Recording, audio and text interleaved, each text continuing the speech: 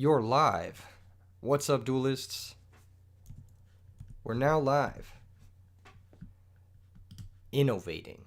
It's happening in this stream. I need to share that I'm live. Hold up. Hold up, boys. We're sharing that we're live. We're just doing that real quick. And then we can get going. We can finally get going. I have a lot of deck ideas, and we need to test them.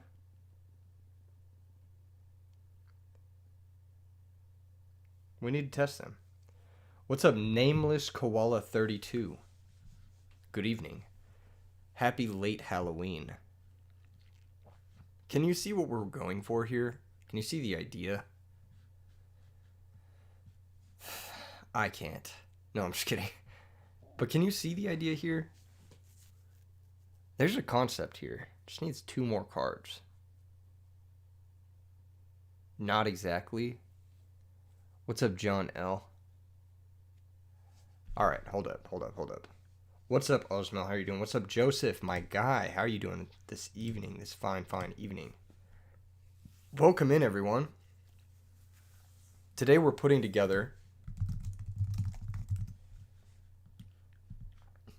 Flamvell gadgets? I don't know if this is right. Like the streamer, you'll draw your gadgets, yes. Playing 38 cards to improve the consistency. Carrot Patch knows. I had an idea in my brain, and I'm not sure if it's a good idea, but it's an idea, to say the least. And it involved combining these 2 decks together in order to create one stronger super deck. Do you guys see what I'm going for here? Maybe not. I just thought that there was like potential with this, you know? I could be just wrong.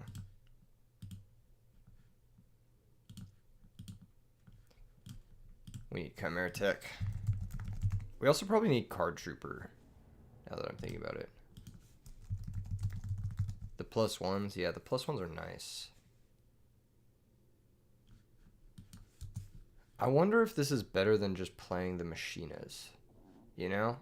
With like Iron Wall and stuff. I think it's kind of cooler than playing the Machinas in a way. You get a Synchro, I guess. Wing Blast? Yeah, maybe. Yeah, maybe Wing Blast. Divas, maybe, yeah.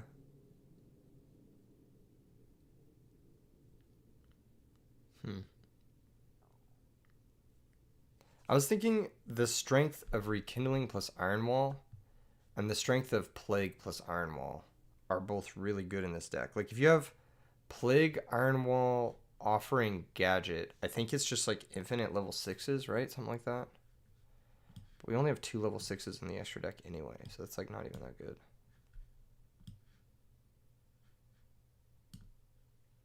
Is it infinite level 6? How does it work? You stack card, you gadget search 1. You stack the gadget. No, it doesn't. It's not infinite level 6s. I don't know what I'm talking about. I literally don't know what I'm talking about. Clearly. But it's like kind of interesting, I guess. How does this draw? That's like the real question. It's probably ass. It's probably ass, and we might need to switch it. We might need to change it up. Hey, this doesn't look too bad.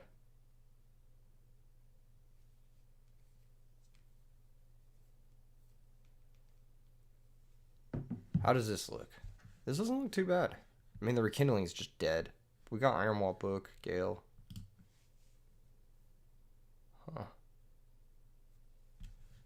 This isn't terrible either.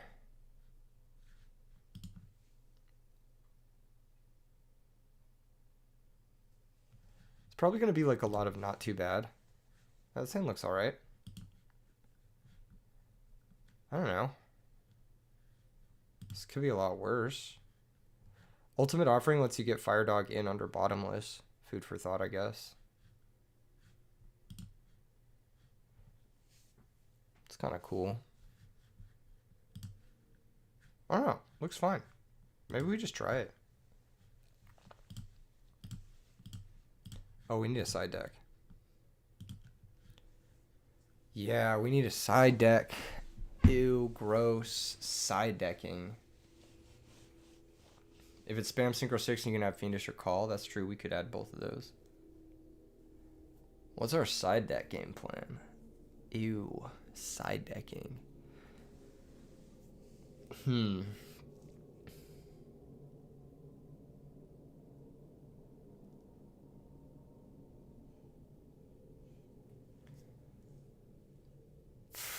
Man. Way to complicate everything.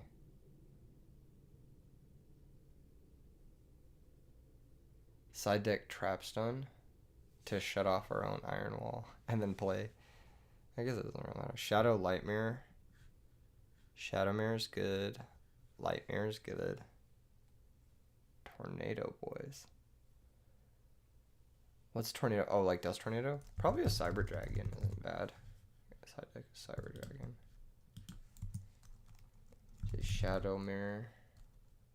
What if I just search Imprisoning? Okay. 2 of each of these seems plenty. Necro Valley doesn't stop rekindling. Oh, that's kind of cool. You decided Necro Valley. Pardon me. The only thing it does stop is Colossal Fighter, because he does target. So we have to be careful making Colossal Fighter under Necro Valley, but that's fine.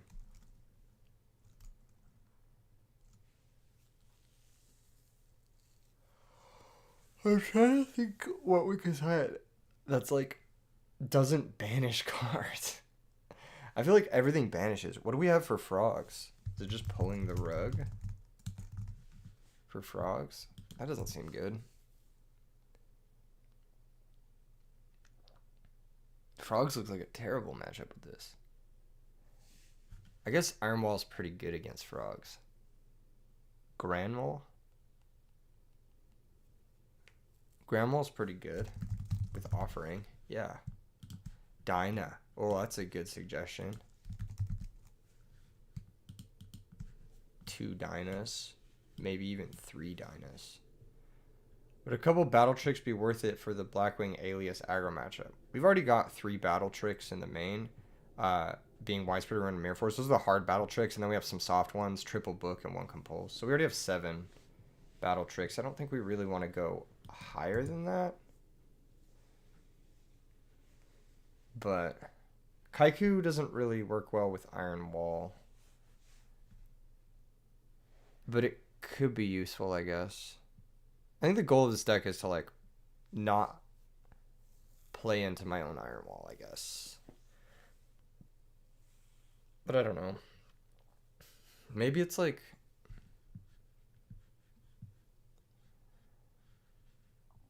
I don't even know. Another Dust? Okay. It's, like, safe.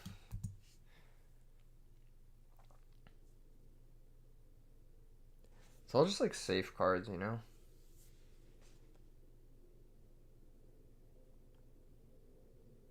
Yeah, Kaiku doesn't really work with Iron Wall. Transmigration Prophecy? I guess since we don't have access to Crow or that sort of thing, yeah. Said, bro, Gigavise is the future. If you can send me a list that doesn't brick. Pyro says offering doesn't seem right in here. Why? Tell me why it doesn't seem right in here. Give me one good reason why it doesn't seem right in here.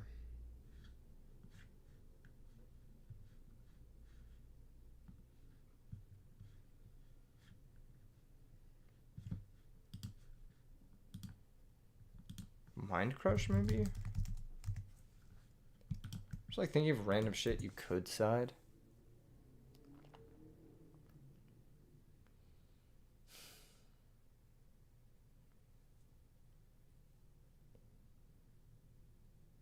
Do we side the 3rd Iron Wall? Yeah, maybe we side the 3rd Iron Wall. Really wants 1 Shrink in the main deck? Is Shrink better than Smashing Ground?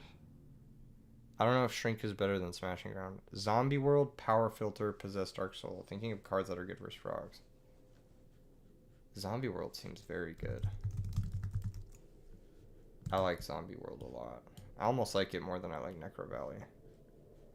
Mask of Restrict. Well, we are going to try to make Stardust Dragon. So Mask of Restrict kind of conflicts with that.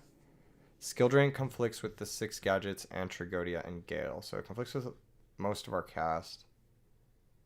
Grave of the Super Ancient would mean that Synchroing is bad, which in a Rekindling deck doesn't make a lot of sense.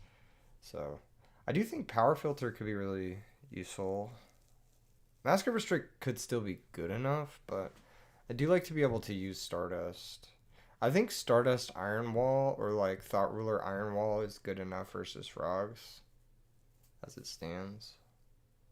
Widespread Ruins is wild. It's not bad, I don't think. Burden of the Mighty, that's a terrible card. I do not like that card very much.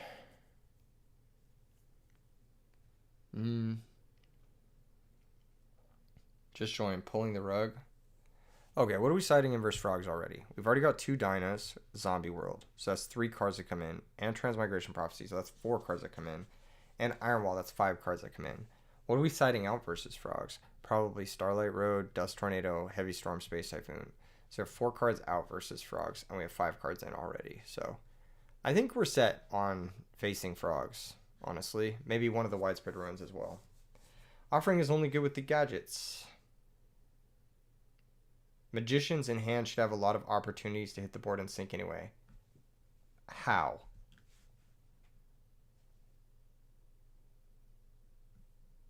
How? He said you'd rather support the normal summons with more removal spells. Well, removal spells we already have 6, 11, 12, 13, 14 if you count Gale, 15 if you count Dusty. We already have 15 removal spells. I don't really think we need more than 15 removal spells. I'd rather have speed, honestly. Yeah, Sirocco sounds good. I think Sevilla's cooking here. Or Lightning Vortex. Lightning Vortex could also be really good. Lightning Vortex over Necro Valley doesn't sound bad, but I like Necro Valley as like a random way to be a 4th Iron Wall, I guess. I don't know. Shrink instead of Book of Moon? No, we would probably never cut Book of Moon. Shrink would take precedent over Compulsory or Smashing Ground. Chain Disappearance, Thunder King. Thunder King doesn't really work well with the gadgets. Chain Disappearance doesn't work well with Iron Wall, so no. Alright, let's just go battle.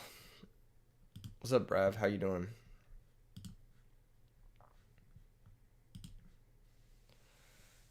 Alright, we got our first opponent. Good luck, have fun.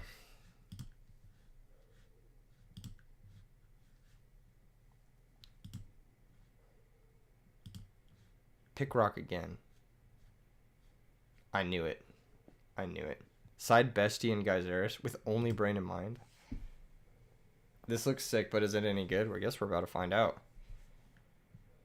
Let's see what we've got in our opening hand. This hand is not very good, but it's got Mind Control Magician, so that's kind of cool. Just set pass. Played this exact idea 2 days ago. Guess you gotta copy the scrub. I'm sorry. You did a vid on this 2 days ago? Was it good? I don't follow Yu-Gi-Oh! YouTube that closely. No offense, I'm sure your videos are great. I didn't see it.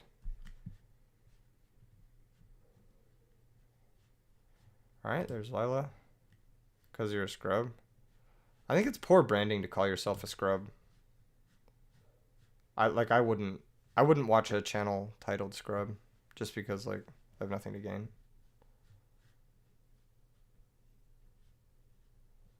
Maybe make yourself like Yu-Gi-Oh! I don't know. Something or other. Okay, we're getting dust shooted. That's awesome. Cool. A little monster light and we're getting dust shooted, so that's always gonna suck, but we've got Trigodia to keep us alive. Compulsory is at its worst versus Lightsworn, but that'll have to do.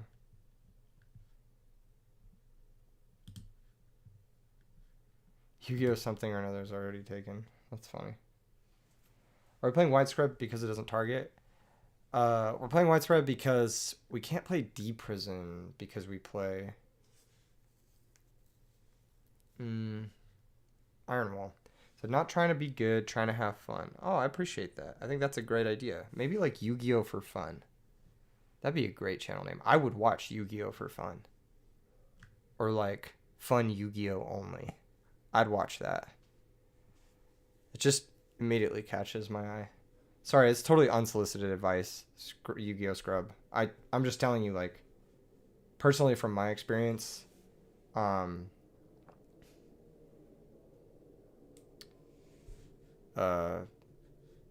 it's tough to like,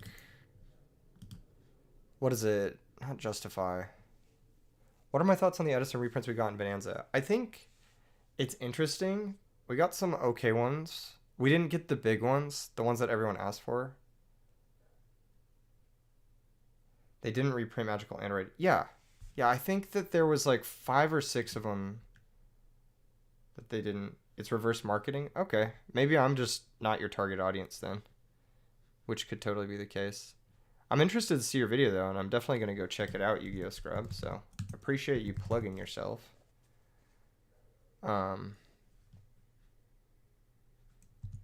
Why would he attack knowing I have to go to you? He must have Honest in hand. It's the only thing that makes sense.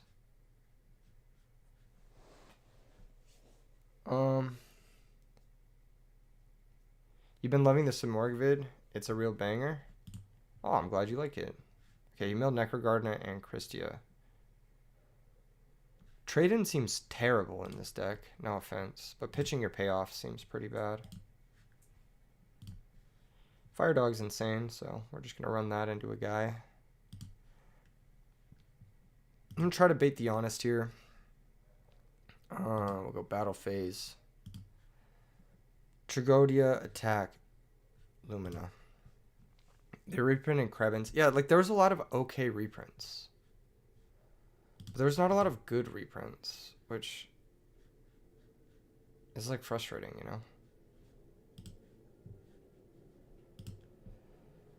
know? Alright, he lost Lumina. What do we even do here? It's not good.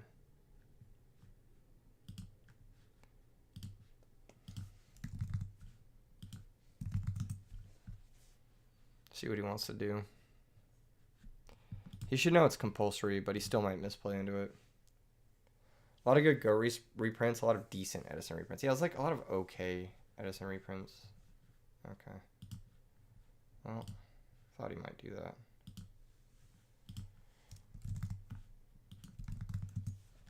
Now he has 4 names, right? No, he only has 3. He'll have to crash the Jane if he wants to drop JD this turn. What's up, Tim? How you doing? How was your Halloween? I think they missed Android, Dust Shoot, Oppression.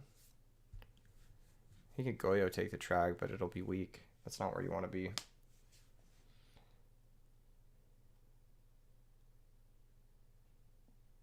I wonder if they have the quarter century. Okay, Bionic doesn't make a whole lot of sense here unless he's trying to set up Bionic Christia. Yep, there's the Christia. And that's game. So we'll go next. Pretty rough game 1. Yeah, we just kind of got owned, but it's fine. We got some good ones here. Literally everything that got reprinted already has a handful of reprints. Yeah. He said you wish they asked the community. They did ask the community in a vote, but the vote apparently was much later. I did not personally enjoy the fact that Amaryllis was not reprinted. I probably won't be buying much of the set personally. Alright, Heavy Storm, Safe and Dust Tornado can come out. He's probably going to bring in Royal Decree. I don't think Ironwall really does that much versus him, so I'm going to side out 1. I should probably leave in Typhoon to fight Royal Decree, actually. Because that seems like a pain in the ass. This guy seems okay. Compulsory is very bad against Lightsworn. This is like one of the worst cards against Lightsworn. I want to cut it, but I'm not sure for what. I'm not sure if Ironwall has more application or if Necro Valley does, but I'm going to try Necro Valley. Is Ultimate Offering even that good? Yeah, it's pretty good. It's an OTK enabler, so I think it's strong. If we have like 1 tuner, I believe it's an OTK enabler. So, yeah.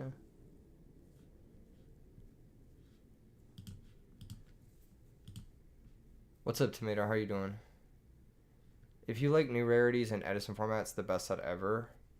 I think it's still missing like the 5 reprints that they really needed to have for it to be great. Red gadget, search yellow gadget. This hand's pretty strong. I think this is a clear case of just set everything and just pray he doesn't have heavy storm, I guess. Missing the delinquent duo reprint was crazy. Yeah, there's a lot of weird ones that are just like straight up missing. Didn't they miss Metamorphosis? Am I like forgetting something? I feel like they missed Metamorphosis. Okay, he's gonna try to activate Wolf. Chain. Negate that shit. That does not come back. Cool. Yeah, no meta, yeah. Lightmare is going to be a house in this matchup. Maybe I should be playing 3. Rhoda. That's fine, it doesn't matter. You wish when they do reprints to targeted retro formats, they did pre-errata text too? Yeah, it seems pretty silly they don't do that. But so Jane won't be negated by this when it gains attack, because that's like a continuous effect. But it won't mill.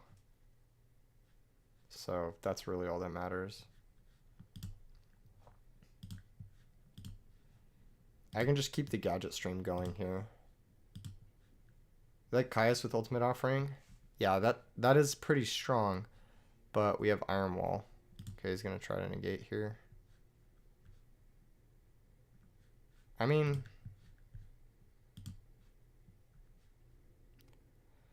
I guess that's fine.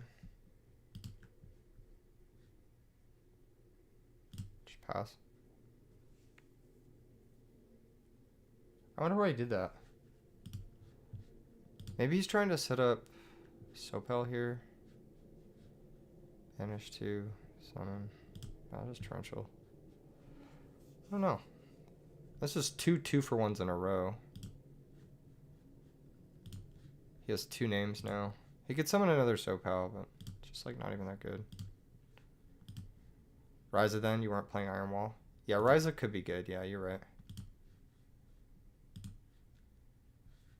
What about psychic gadgets? Since the gadgets mean your sinks are all neutral card economy. Yeah, you could do that too. That's pretty good.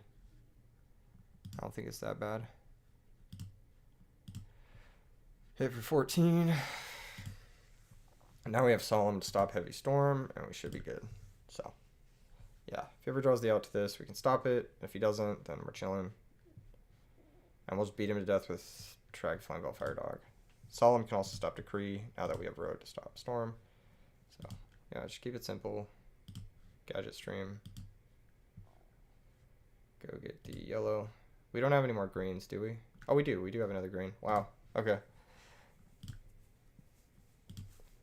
Plus gives more tuners for offering. Yeah, that's true. I'm playing Gale and Plague because that's pretty good, but who knows? Flip the Decree. Nope, no Decree. Okay.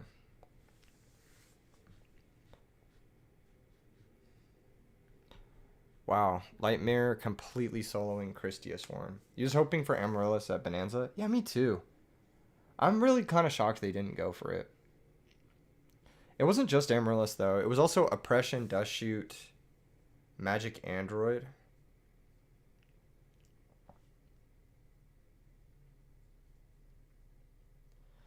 Weird to have BLS and Chaos Emperor Dragon, not Sorcerer. Yeah, the set was just like it's good, but it's like mid, you know? Caius is kind of cool. Lightmare is a house of a card. Yeah, it's really good against this deck. I don't really think there's much to change. Zombie World does shut off Christia, though, which is kind of cool. Could play it. It just kind of sits there for Lila to pop, though, which is annoying. Dinah's interesting. There's a lot of, like, interesting cards in this matchup. None of them are really, like... Just don't really care. You wish the quarter century rares looked better? I wish they did, too. They look solid, especially when you have the whole deck.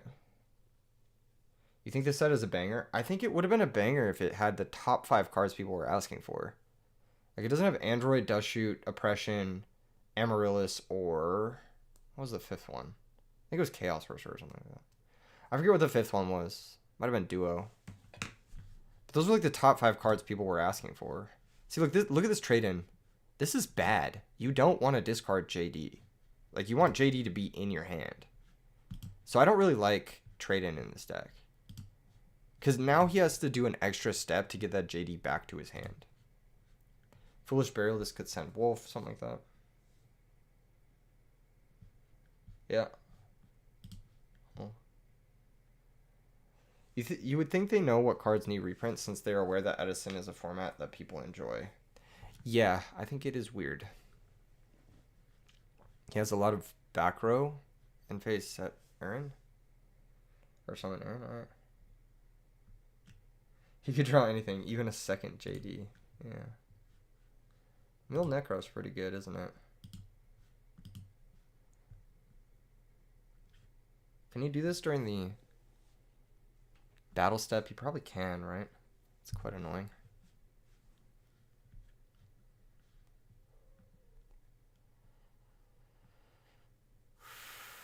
Okay. Let's keep it simple. Just smashing ground. Kill Aaron. 1 for 1. Keep it simple. Normal yellow gadget. Activate the effect to search. Does he have Pulling the Rug? No? Okay, beautiful. He might have Space Typhoon. Which would be annoying. Space Typhoon, Dust Tornado, that sort of thing. Set pass. Let's see it. M-Phase Space Typhoon. Yeah, there it is, Dust Tornado. Okay, cool. Maybe I should have set the Rekindling to bait that. Or summoned this instead. So did that Bonanza survey do anything? No, it didn't. They didn't reprint any of the cards people wanted. Which is kind of weird. It's just a little strange, that's all. Is it placebo? I think it might be... Yeah, I don't know. It's kind of weird. Again, just keep it simple. Green search red. It's weird they even did that survey. Yeah, it is a little weird. I feel like the company's just weird. He just ran in a weird way. He might have another Dust Tornado. I'd be kind of on board for that. Dust Tornado hitting these and then us eventually like finding Lightmare is kind of nice. It's supposed to be for another reprint set. Is it? That'd be nice.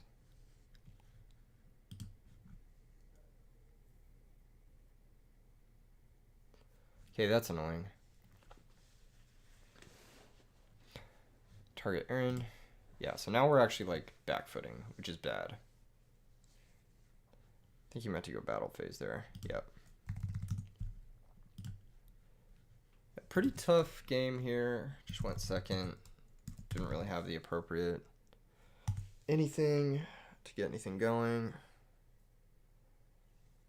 Didn't draw enough trap cards. Kind of just drew a lot of our like bricks. I probably should have set the Rekindling earlier to beta Dust Tornado.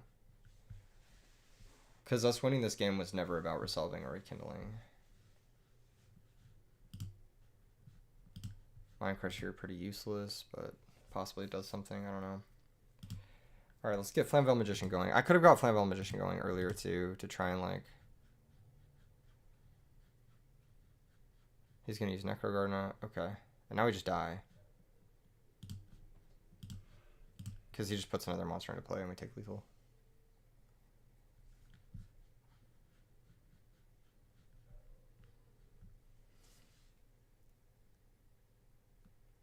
He doesn't know that, but...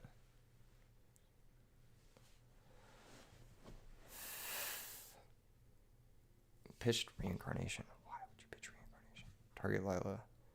Sure. Okay, Lila, break the back row. Break the back row. Break the back row. Why would you play in a Mirror Force? Why would he play in a Mirror Force here? What if we had Mirror Force? Imagine we had Force. GG's. GG's. Yeah, it's solemn. Yeah, must be nice. That was a classic case of getting dust shooted out of a match. I don't know if that meant anything. I will say Ultimate Offering would have been good in that hand. to everyone who was saying, would Ultimate Offering even be good here? But Ultimate Offering would have been functionally a slow double summon, so maybe double summon is just better. I don't know. This card just seems good in this deck. That's about as much Flamvell as I can take for one day. No, I'm just kidding. That was a frustrating experience. Necrovalley and Zombie World, I don't know, seemed alright. Everything seemed alright, we just kind of drew bad. Which I guess, like, if you draw double Magician, double Gadget, like, that's just going to be the case. Green Amigo says, this format is shit. Hard disagree. I'm playing a very bad deck. I think, like, the decision that I made to lose that game was bringing Gadget Flamvell.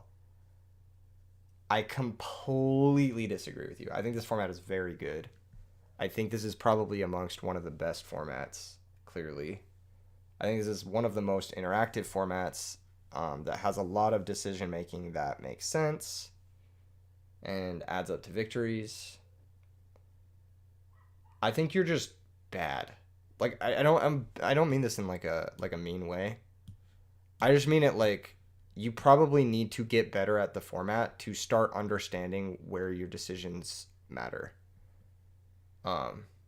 Sorry, bad is probably the wrong word. I think you're just inexperienced. There we go. You prefer getting Dust Shooter than getting Royal Oppression? Everyone has a card they hate. I don't mind any of that. Mocha Sneak says, bro, road to #1 on DB Edison ladder. I would rather eat sandpaper. You said you got various tops at regionals? Yeah, but so do I. I mean, like, that's like, it doesn't really mean much. You will literally gain 1 million subscribers overnight. I don't even believe that. I don't think so. I don't think that that's true. You conclude that's the matter for you. All right, well, thanks for tuning in, Green Amigo, but we're going to be playing only Edison format here, so have a good night, and maybe I'll see you in the next video when you've concluded something differently. Yeah, I think this is just a bad deck. If your deck is getting Dust Shooted and losing, it's probably a bad deck. You'd rather get Dust Shooted every game that Double Roll ended. I wouldn't mind any of it, honestly.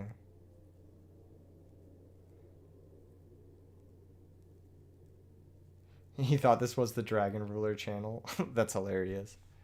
That's so funny.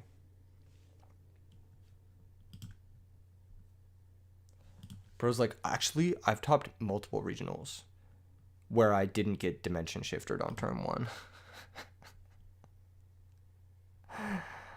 You think there's decision making when you get Dimension Shifter turn 1? You think there's decision making in other formats when Dust shoots at 3? DDV, Rug, and Cider all kill this deck. Is Zombie-Flamvell a deck? It is. We could probably make that. Sure it is. Okay. Zombie-Flamvell. This is the Critter format channel. He thought we were in 2010. That's true. So Zombie-Flamvell is interesting. It's like really, I don't know. I have trouble like getting it to work. Cause like on paper, it's the best non-tuners with like the most powerful like tuner engine. You thought this was Joshua Schmidt's channel. Do I sound like Joshua Schmidt? No, I'm way too unprofessional to sound like Joshua. Josh is so professional, dude. He's so talented at being professional. Can we innovate Blackwing? Yeah.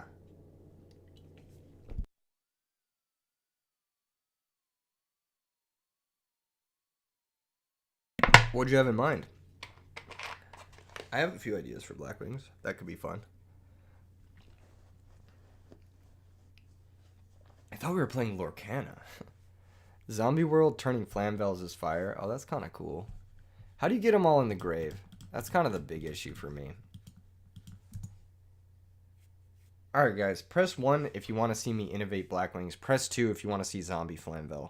Because we got 2 directions we're being pulled in right now, and I need you guys to decide because I have millennial decision fatigue. Let's hear it. Let's hear what you guys want to see. What is the audience here for?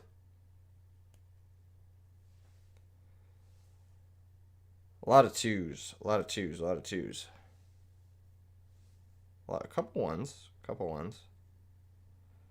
Pull. I think this is good enough. I think that's a lot of twos. I think we're gonna go with Zombie-Flamvell. All right. So how do we get him in the grave? That's the real question.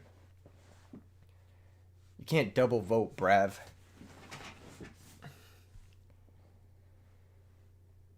Royal Tribute into Rekindling is really funny. Yeah, it's also a 4-card combo, though. John L. with the double vote. God. Alright, Goblin Zombie. How do we load up this graveyard? Blade. Needlebug? Needlebug's kind of smart. It's chainable. I really like Zombie Master in this deck. I really like it. Future Fusion using some random fusion card. Tragodia. Zombie-Flamvell Sworn. Possibly. Card Trooper possibly. Charge Package possibly. Do we want 3 Magician? Yeah. Magical Merchant into Rekindling mills the zombies and Flamvells. Yeah. If it mills the zombies or the Flamvells. Usually Magical Merchant just draws you into a spell card immediately and ends your turn when you play a lot of spells. Because we're going to be forced to play like Heavy Storm, Giant Trunade, that sort of thing. Brain and Mind.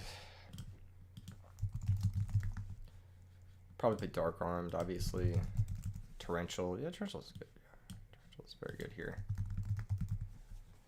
Merchant only good in Monster Mash. I just don't want to, like... I'm going to be in a situation where it's like, oh, I need to hit Rekindling or hit a Flamvell, and I'll flip it and just immediately flip a Trunade and lose.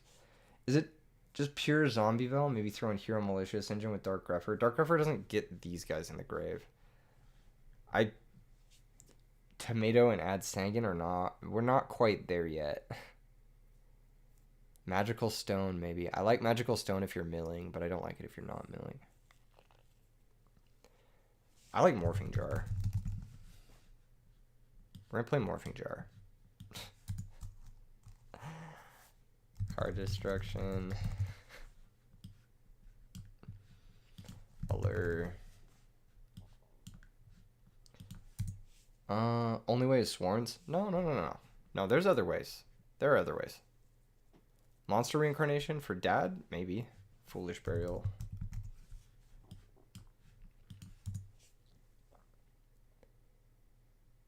Huh. What is Card T? Tim? Is that... I don't know what that is. Is that something I should know about? Summoner Monk. Card Trooper, yes. Card Trooper, yes. Card Trooper's great. Necro Gardna is great. Throw in Reasoning. I have literally 11 level 4s and then a miss. And the rest are not good to hit off Reasoning. So, definitely not. Burial, maybe Burial. Discard traps like Karma Cut. Oh my god, Karma Cut sounds crazy. Actually, it does sound crazy. Karma Cut sounds really good in this deck. I don't know why. Book of Moon also. Someone said Summoner Monk. That doesn't sound bad. It's just kind of -1 feely. It's kind of a feels bad -1.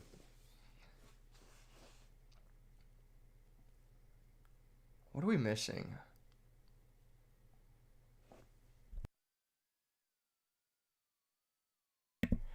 What other non-tuner material? We have a lot of tuner material. We don't have a lot of non-tuner material. Barrel from the DD combos with both engines.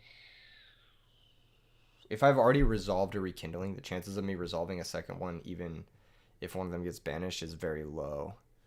So, Instant Fusion is solid. But bringing out the zombie guy, he's level 5. It doesn't really work with the Flamvell Magician. Could play Turtle. Yeah, okay. Turtle fucking blows, man. Turtle's good, don't get me wrong. It's just like, I just don't want to play it right now.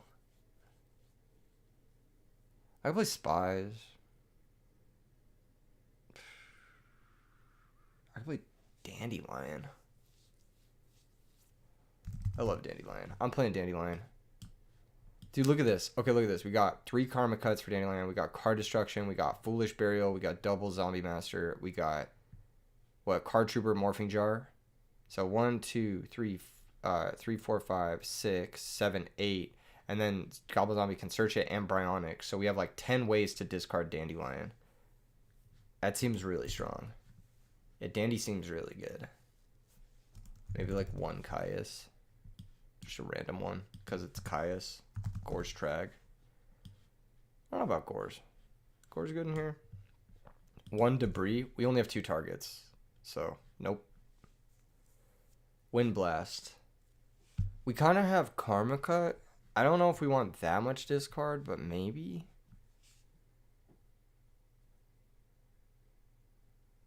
Maybe Typhoon.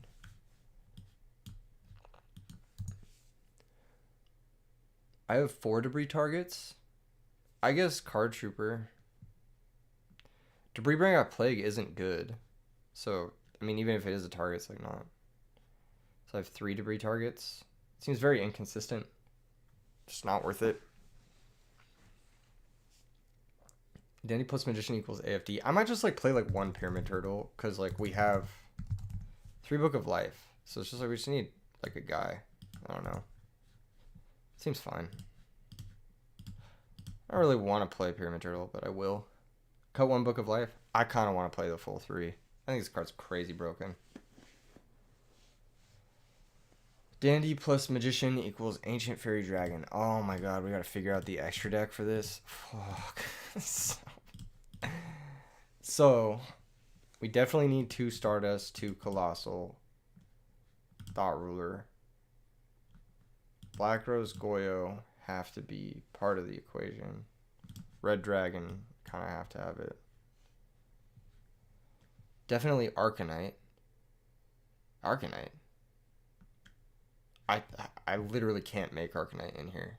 I don't think. Is there a way I can make Arcanite that I'm missing? I can't make Arcanite. Can I? I don't think I can make Arcanite. I'm not on the Monk. Even if I was on Monk, I couldn't make Arcanite. Arcanite's a 7. Catastor Android, we probably have to pick 1. And it's probably got to be Catastor. Just for space. Because I need Revived King as well. Dandy plus Magician. Dandy plus Magician. Dandy's not a spellcaster. Dandy's a plant. What? Probably have to play Arm. That's so tough. I already got Catastor. Bryonic. Yeah. We'll get to Bryonic. Dark Hand as well. Are we siding Sidra? I don't think we are. We probably do need Armory Arm. Just because, like, tokens plus Plague or Mind on Dupe Frog plus Plague. But, I don't know. Zombie World in the side. We could side Zombie World. That's kind of cool. I think I want to go with Doom Kaiser and maybe Mistworm as the last 2. But this could be too light on the 7s. We might need another 7. So we have 4 3s. No, this is fine. Let's do Doom Kaiser.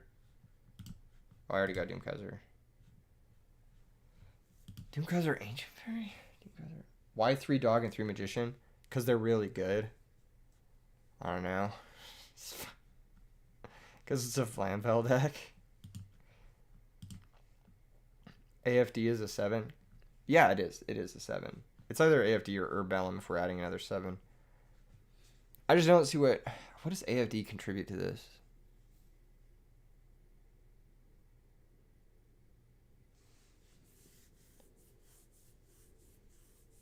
The nice thing about playing Dandy is we'll get to use Black Rose second effect. That's really nice. Doomkaiser Urbellum. Yeah, Urbellum doesn't seem bad. AFT finds you Zombie World. Yeah, only if you're able to pop a Zombie World. Or not pop a Zombie World. Pop a field spell. You need to make Majestic Star Dragon Turbo. I need to make that? It's either Urbellum or Mistworm.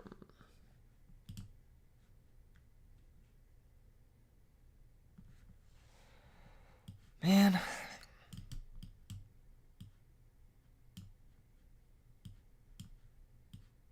This is tough. This got hard. Misty. We could also cut Armory Arm. But I think Armory Arm will come up. No one has done it. No one's done it for a good reason. You feel like Urbellum will come up more? What about Monk? Hard -1.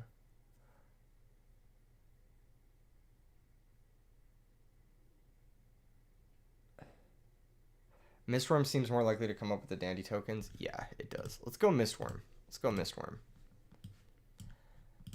I'm a little conflicted on that choice, but we'll just... I'm sure if it goes one way or another, then we can... Whatever. Light Imprisoning Mirror. We're siding 2. Because fuck lightsworn. Actually, you know what? Fuck it. I'm siding 3. Fuck it. Fuck it. Always play Gores? Why?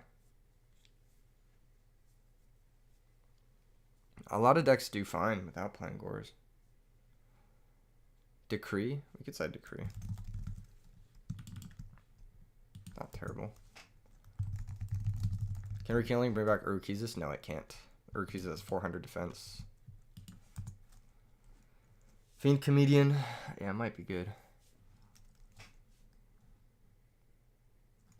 Kaiku might be good. Preventing DD Crows. Damn, they thought of that. Yeah, they did.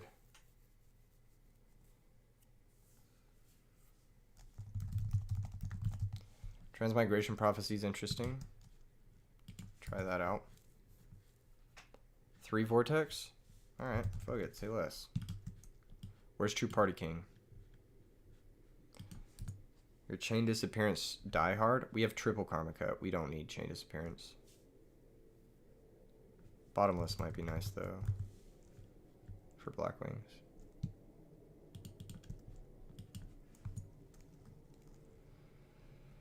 Zombie World. Alright, for the fans. You guys get in Zombie World. I'm not sure if I should play this Caius or not, but... looks fun. Cool. Sick. Let's play this guy. Good luck, have fun. I'll pick Rock. Alright. Alright. Not even test handing? No, I don't even care that much. The deck plays a bunch of busted cards, and I'm sure it'll be fine. Why do I get 2 trade-in decks in a row? Why do they always draw well? Foolish was in the deck. Might have wanted a side burial. Yeah, maybe.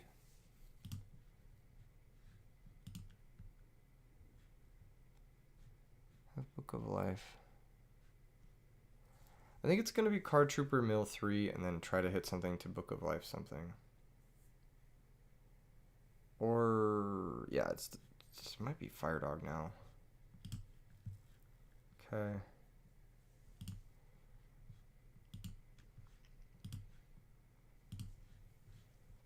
He's going to dust shoot us. Dude, I've gotten turn 1 dust shooted 2 games now, 2 matches. So annoying. I mean, this doesn't matter, right? We're going to take, what, 200 here? From the counter. He's going to take Fire Dog. He has to take Fire Dog. That's the only thing he can take here is Fire Dog.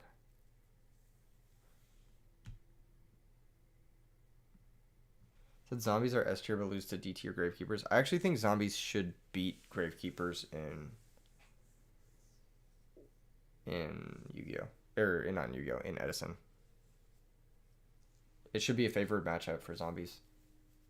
Because they have so much spot removal. And Gravekeepers gets fucking owned by spot removal. Yeah, has to take Fire Dog. There's no other.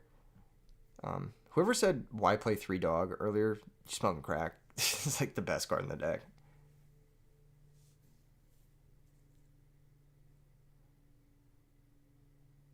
Also, S tier is like not the right term. I don't think there's an S tier deck in Edison. I think there's a bunch of A tier decks.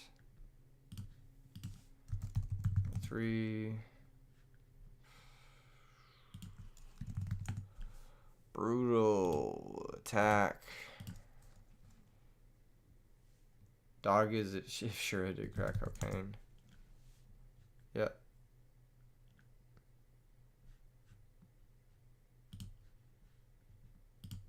Shit is banished. It's mandatory. Set Karma Cut and pass the turn.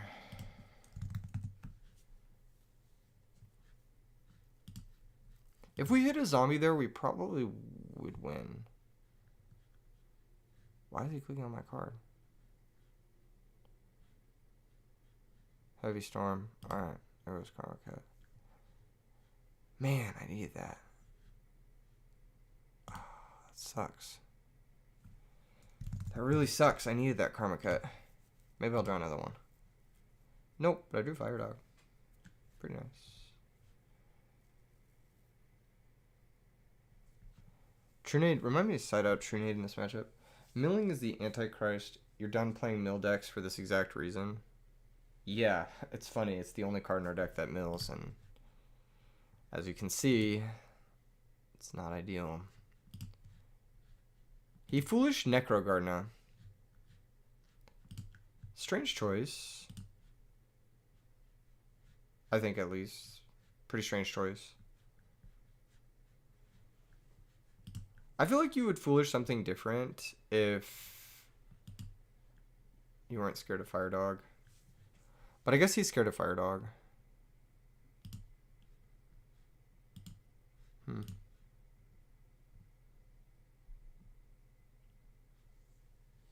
Alright. Let's go Goblin Zombie.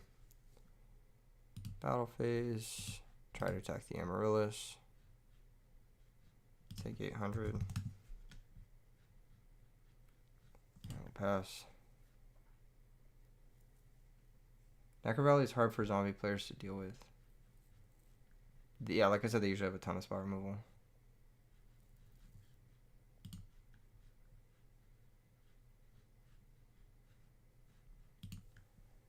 There's both a command and a button at the top of the card that allow you to automatically mill 3, so you don't have to manually click it 3 times. If you're watching this. What do you search? Ryko? Interesting choice.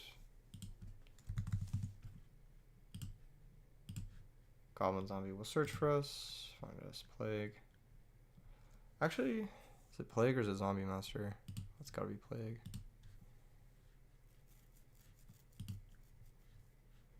He has Necrogardna, which we can force fairly easily with the life. And phase he mills 3. Totally fine. Hold on, another Amaryllis. You gotta be kidding me. Okay. Oh my fucking god. Try not to get dust. You're challenged impossible.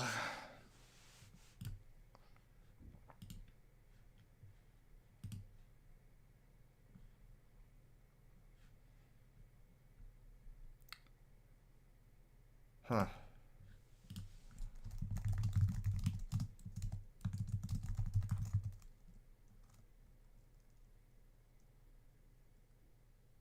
I think it has to be target Necro.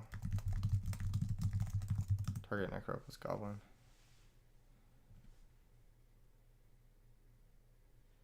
You need a command that explains this needed timing.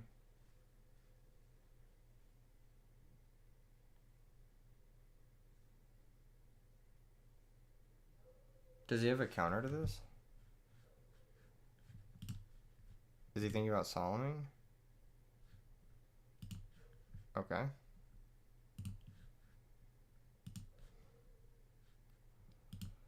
Maybe I should have trinated first. I didn't know he was not gonna not chain, but yeah, I guess I'll trinate now.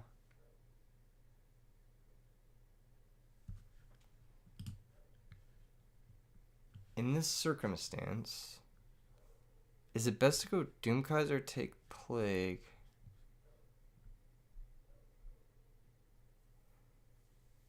Fire Dog. Jesus, this is so confusing. How does this guy work? If it's destroyed, I take 800. He does play DDR and Hidden Armory, but he's down 2 of them. Oh, Fire Dog. I need to get rid of the Plague, so I'll book that main phase 2. I think this is probably for the best.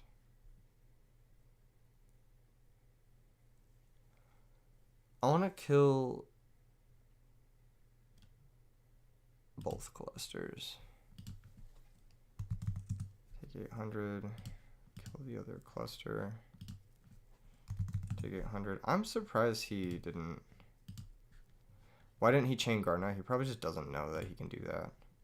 I specifically didn't say that on the stream in case he was watching, because he foolish Gardna. So he foolish Gardna the turn we drew Fire Dog, which is really interesting. Your dopamine receptors are fried. That's so funny.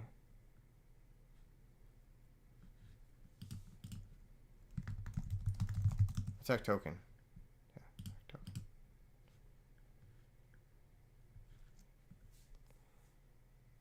Main phase 2. Probably just synchro into Thought Ruler. So the Thought Ruler or Colossal. Thought Ruler is like safer into Mark the Rose specifically. Dark End Send the Lila isn't bad either. I think Thought Ruler is just the safest. Goblin Zombie activates. This goes and gets me the fucking Zombie Master. Book of Life for Plague.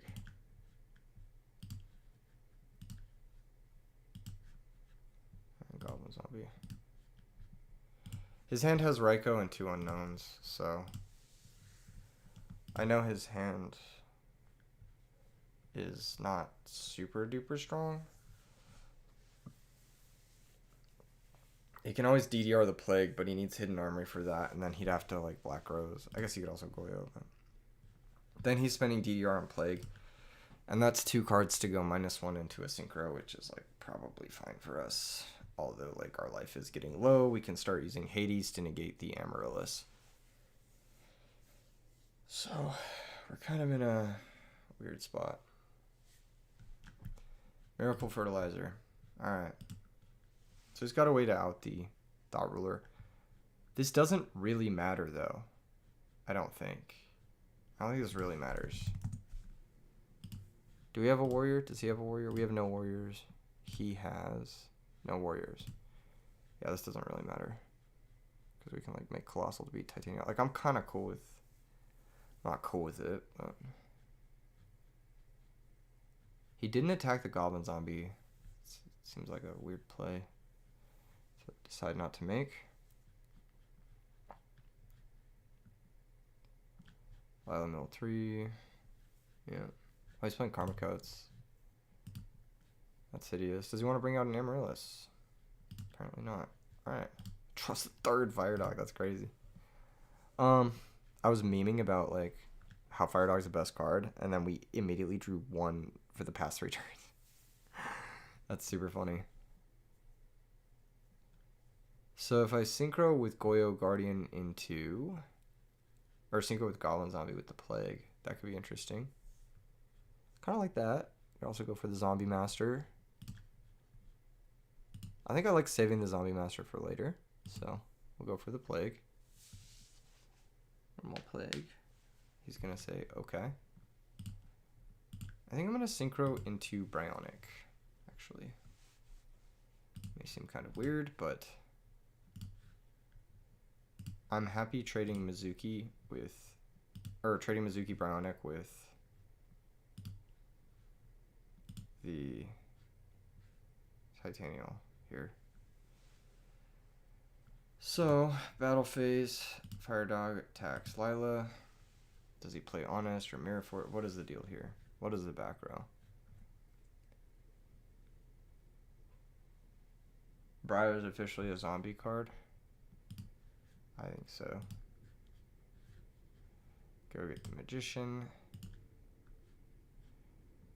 Attack the token with the Magician. In case he's running a random D prison or something like that. Main phase 2. Bionic. Activate. Pitch Mizuki. Target Titanial. Negate. Okay, cool. Nice. I have to be scared of, like, that stupid Mark of the Rose card. Do I? Yeah, I do have to be scared of Mark of the Rose. Really dislike that for me.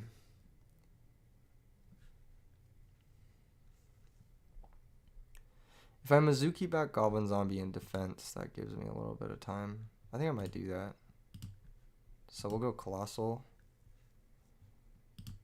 I know his hand has a Raikou in it. His Phoenix Wing Wind Blast. Why would you do that? Discarding that. Return the Colossal. I know his last card, right? It's Raikou, right? So his last card is Raikou. I don't have to do anything. I just pass. Because his last card is Raikou.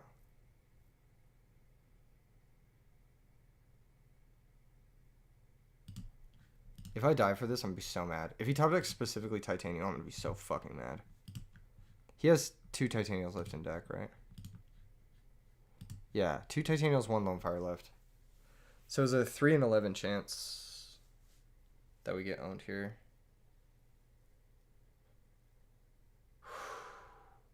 Deep breathing. If we knew Raikou, maybe Stardust Dragon to negate the Titanial was an option. Yeah, probably true. He had Phoenix Wing anyway. I was assuming his back row was real. Okay, so here we've got a couple of Zombie Master plays. I'm going to go for all of them. Next turn, got to go for Hades. Yeah, pretty much. We have a second Colossal, too. Oh, no. He bounced the Colossal, so it's actually fine.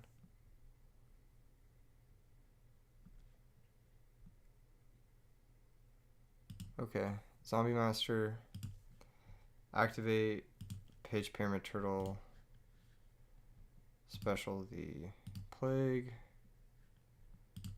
Synchro into the Hades.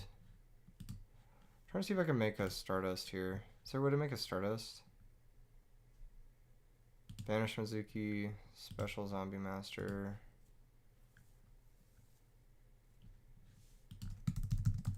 I brought it back with Zombie Master. The fuck? Give me my Plague back. The fuck are you doing?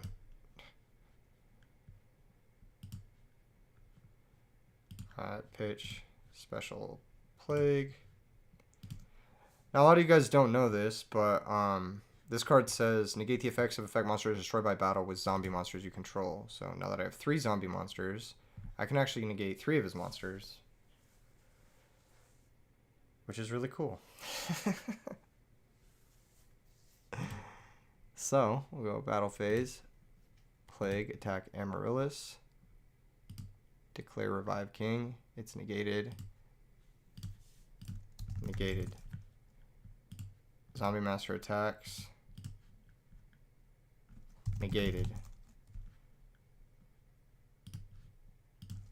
All will be negated.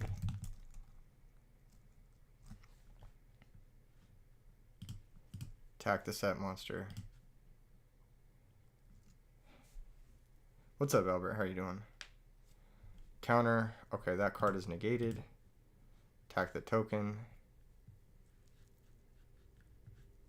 So his last card in hand is Raikou. Negates. Engrave 2. All will be negated.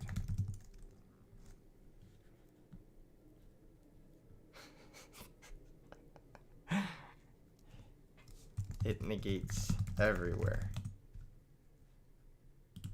Attack token. Please destroy your token. I don't want to fucking wait through this. Oh my god. This is very frustrating. Cool. So...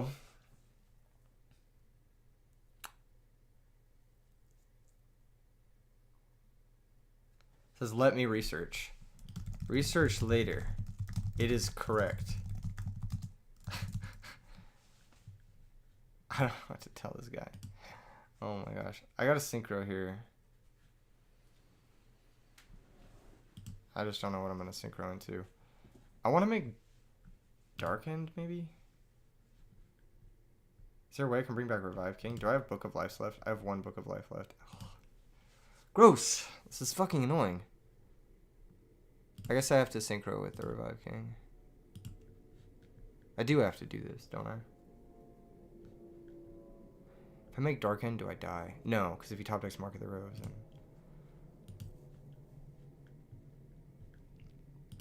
Darkened, pop token. 100. 1600. And pass turn. Alright, cool.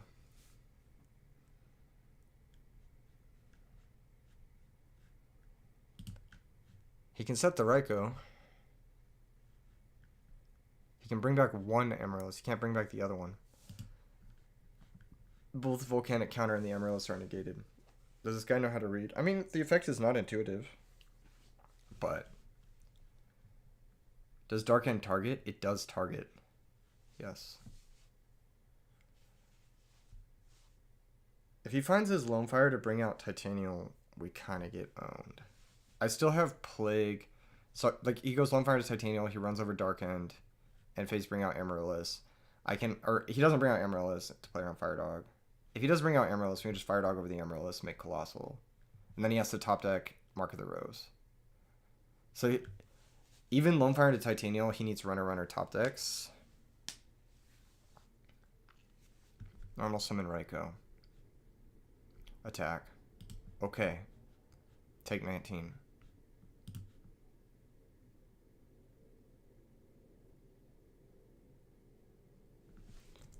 Negated. By Hades. Oh my god! I just spent the entire last turn explaining this.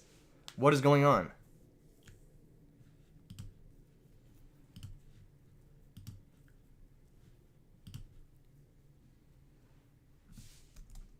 That means it's negated permanently. It is negated permanently.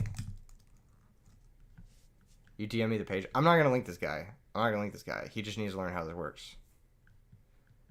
I think he can still banish it for cost. Still banish this for cost or some shit. It doesn't fucking matter. No, it's not cost. It's not cost to banish. Yeah, it just doesn't activate. It's just negated. Yeah, if it's not a cost, then yeah, it doesn't even banish. Oh my god.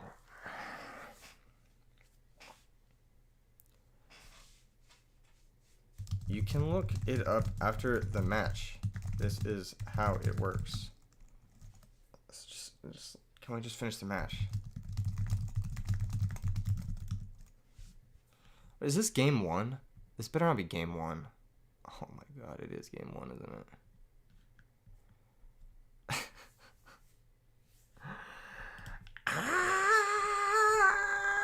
20-minute game 1 online. Just send him the ruling.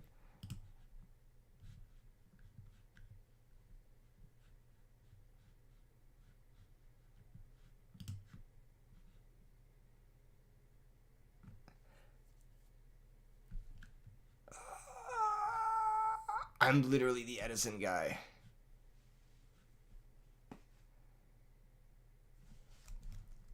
What are you talking about?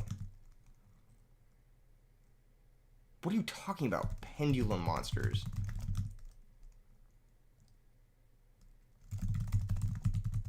Read the rulings.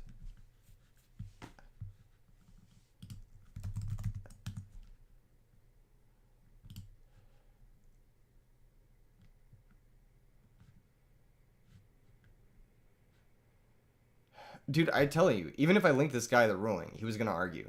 I already knew it. Oh my god. This is Yu-Gi-Oh! If I have to, I'll leave this match. I apologize for this guy's behavior. Say.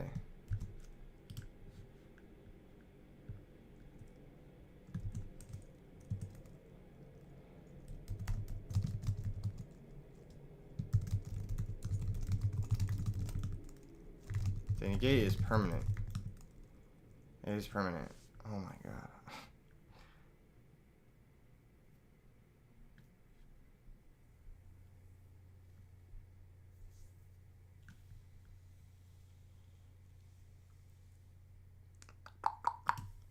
Whoever wanted me to play this deck should have told me not to use the Revive King Hades. The ladder experience, dude, this is the dueling book experience, man. I just haven't had. I don't have it in me. I don't have it in me to like finish this game out. I'm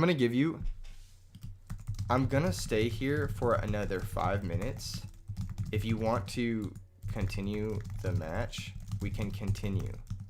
If you don't, I am going to leave and play someone who knows their rollings. I'll just give you that. That's it. That's just it. I don't want to do it. I just don't want to do this anymore. I'll let him know. You can only bring one. One was negated by Hades. Please pay fucking attention. Oh my fucking god. Please pay attention. Okay, thumbs up. Cool. Set your back. Where's the Raikou? What did he do with the Raikou? Did he not search a Raikou? Did I miss something? Did he never search a Raikou? Oh, I pitched it to Phoenix Ring. Okay. Alright. Cool. Whatever. Oh my gosh. That was an ordeal. I'm sorry, guys.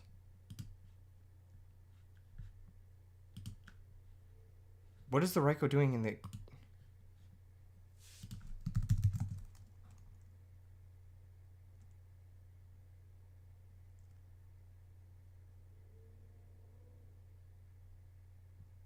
That's fine. That's fine. You gain 1900. I don't even care. I don't even care. That's fine. That's fine. He can get... That's fine. I don't care. He didn't know the rolling. That's totally fine. We're here to play for... I don't give a shit about this.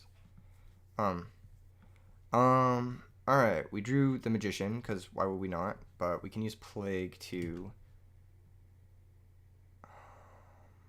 Okay, he takes back the Raikou. Here to have fun. Yeah, same. Yeah, same. But you gotta use the right rules. Alright. Okay, what were we doing? I don't really want to use Plague to put back the Magician. I just want to summon the Magician. And Synchro.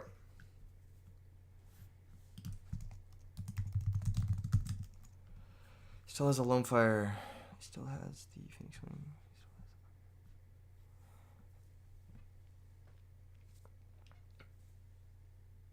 Alright, he says the summon is okay. Cool. So, we'll use the Dark End. Drop to 1100. So that will not trigger because it sends and doesn't destroy.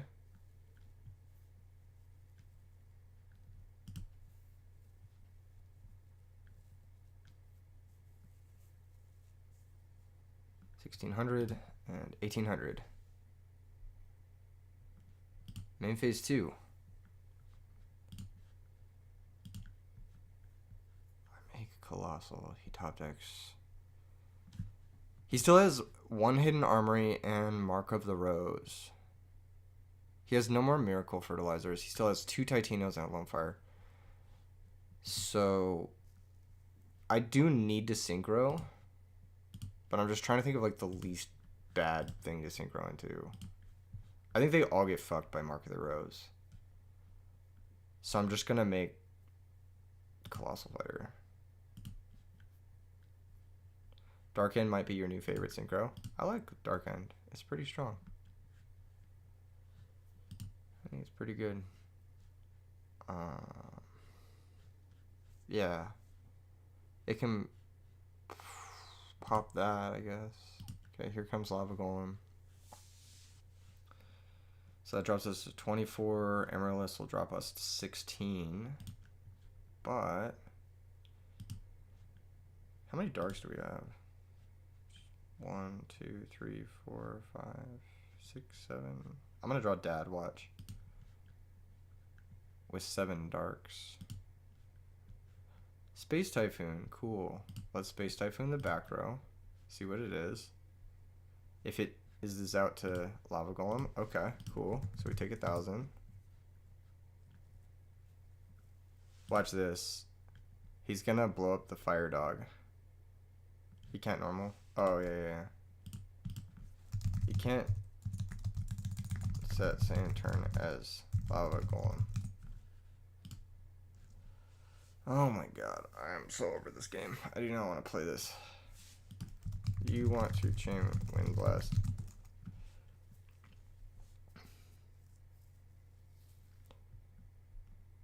No? Okay, cool. So, sick. Then we win. Just normal. 2 attack. Battle phase. Attack. Take 800. And then attack for game. Oh my fucking god. Can we just go next? Can we just go next? Cool. Alright. This one will be quick. This one will be quick. Promises. Promises. Promises. We have an insane sideboard for this. We have a very good sideboard for this matchup. We're going to cut all the Karma Cuts. We're going to add all the Lightning Vortexes. Easy switch. Hold up. Then we're going to do Zombie World. Never mind. We're just going to win. All right. Why is he trying to cheat at every possible step? I think he just is not a very competitive guy, which is fine. I don't think he was trying to cheat. I thought he was just trying to he seemed like the type of guy who would like to have fun. Just because I want to go through how I would side with you guys, I would have sided in these 5 cards. I probably would have maybe addressed Royal Decree. Thank you so much for the gifties, HJ. Really appreciate that. He's probably new to Edison. Yeah, he just seemed like a less competitive guy, which is totally fine. That's totally fine. That's not a big deal or anything. Thank you so much for the gifties. Enjoy the members-only content that went up this week. There was a members-only Guardian Iatos Gravekeeper deck that went up this week. And I'm working on some members-only tournament footage as well as we speak. So thank you so much, HJ. Members are going to be getting some good stuff this week because there's a lot of you guys. And yeah, just wanted to put on. All right, so I probably would have cut Pyramid Turtle. Probably would have cut Caius. Not very good cards. Well, Pyramid Turtle, probably fine. Definitely would have cut Card Destruction Morphing Jar. And then one other card, Giant Trinade. Not very good against him. So pretty easy switches in and out.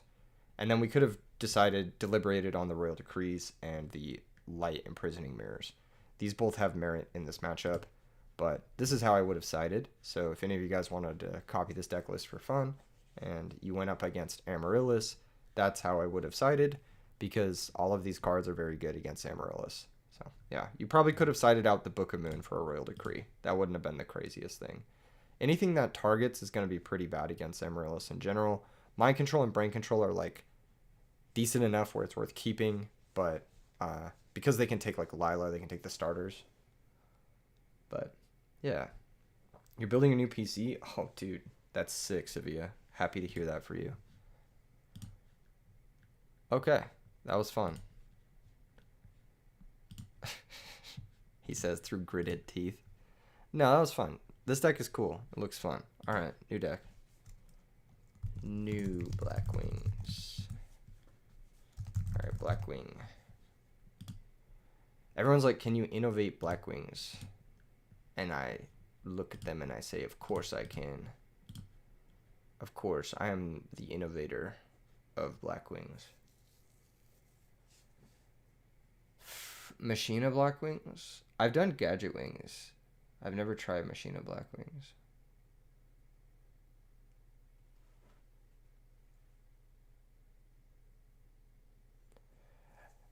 Alright, in order to innovate, we have to identify a clear weakness. What is a weakness with Blackwings? 2 normal summon related? When you played Rated, what was your highest rating on Dueling Book? I've never played Rated that much. I played it a bit when it first came out on alt account. I don't remember how high I got, but I like gave up really quick because I realized how toxic it was, and I was just like, I don't have time for this because I have a life. No offense to anyone who plays rated like a lot, because it's fun. It's just like I just don't have time to sit there and deal with people like that person for like hours and hours and hours every single day. I just don't have time for that. And if I'm gonna do that, I would rather just call my friends and be like, hey, let's meet up and hang out for hours and hours and play Yu-Gi-Oh together, because I like playing in person more. What about Ironwall Blackwings? That's already been done. HT19 won RBET LA with it this season. And then he proceeded to get second place at Nationals. And then for some reason, nobody copied him, even though he got first and second place at the biggest tournaments all year. So I don't really know. That doesn't make any sense to me. Ranked would be better if there was a squelch button. That's funny. I think ranked would be better if it was automatic. But it's not automatic. Unfortunately, it's manual. And so people can just hold you hostage. And it's just not worth it. It's just not worth the time. Especially me, like, personally. If I'm not playing on an alt, then I'll get stream snipers, I'll get people antagonizing me. Like, I already get that, so it's like, it'll just be worse than rated. And then rated also, like, it doesn't have skill-based matchmaking. You can still get paired versus, like, a 100-0, even if you're, like, 1200 rating. It's, like, such a fucking waste of time. This is also a waste of time, but I'm playing, like, jank decks, too, so it's, like, whatever. Once you get high enough on the ladder, it's pretty competitive.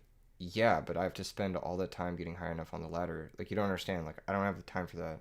If you want to get me an account that has, like, 1200 rating, I'll play on it.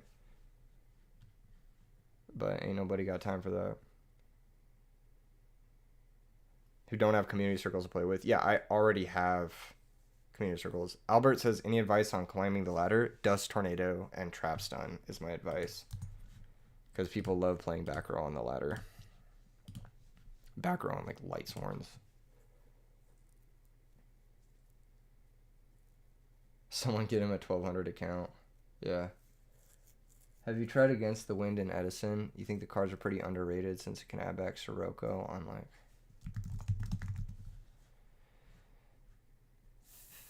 Take damage is tough. Don't play late or in the morning where there is no judges. People will hold you for hours. Unfortunately, I can only play late. It's like 8:30, and this is relatively early for my streams. You were convinced of maining Trapstun. It's such a good card. It's really good. Alright, so what's the weakness of Blackwings? I guess it's too normal summon reliant. So like Chaos Sorcerer would be a cool way to pump it up. Maybe Teleport. Why did I stop doing 8-mans? I didn't. We still do them every week. Mocha Sneaks. We did one, like, I think yesterday? Yeah, we do them all the time. I didn't stop, so I don't know what you're talking about.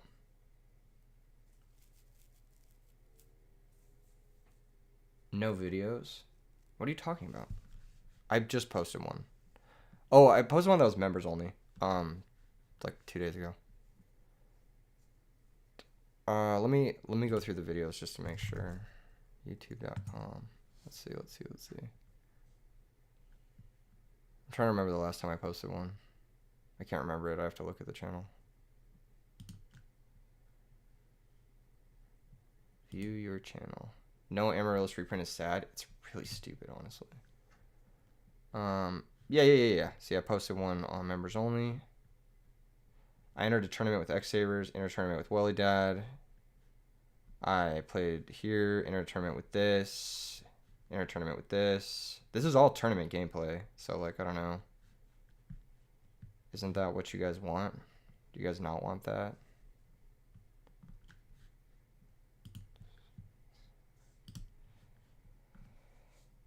Light mode. It's supposed to be better for your eyes to use light mode. And my eyes are going, so I just need to use it. Blackwing with Swallow's Nest plus Barrier Statue. I don't think that adds any, like, significant improvement. I could just play Royal Oppression. Question that the QP that tributes a winged beast to summon another. Yeah, it is. Swallow's Nest. Yeah, it is legal. It just doesn't have any good targets. You like the DB content better? It's better to follow. You're in the vast minority. And all of those videos also have DB content in them in some capacity. Kind of a classic case of viewer not paying attention to sub box. Yeah, I think that that's really what it is. It's like, why did you stop posting videos? It's like, I don't know, man. I've been posting videos, so just notifications on. Switch them on. You're in the live stream, right? Grand Mau and Blackwings. I have a Grand Mau deck going up this weekend. Dude, I took it to a tournament. I played versus 2 decks that like D-Fissure did nothing against, and I drew multiple D-Fissures every single game, and I was so mad.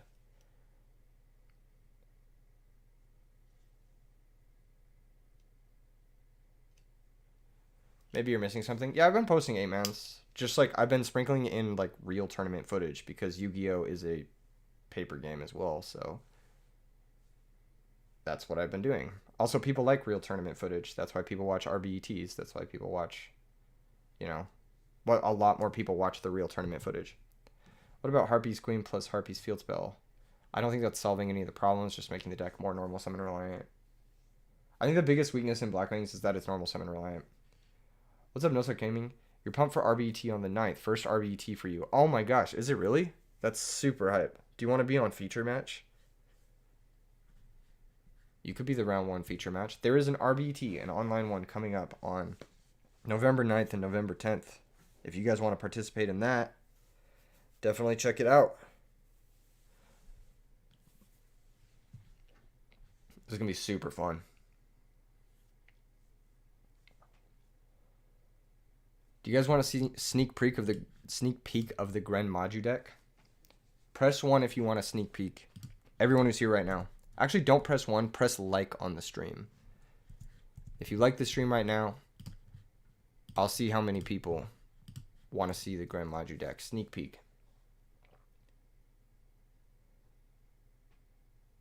It's kind of crazy with it. I stole the original idea from someone in the edisonformat.com Discord. And I will give him infinite credit for it. Ben liked. That's my goat. Thank you so much, Mocha Sneaks. Needs more pepperoni. Okay, we hit some people who are trying to see it. All right, little sneak peek action.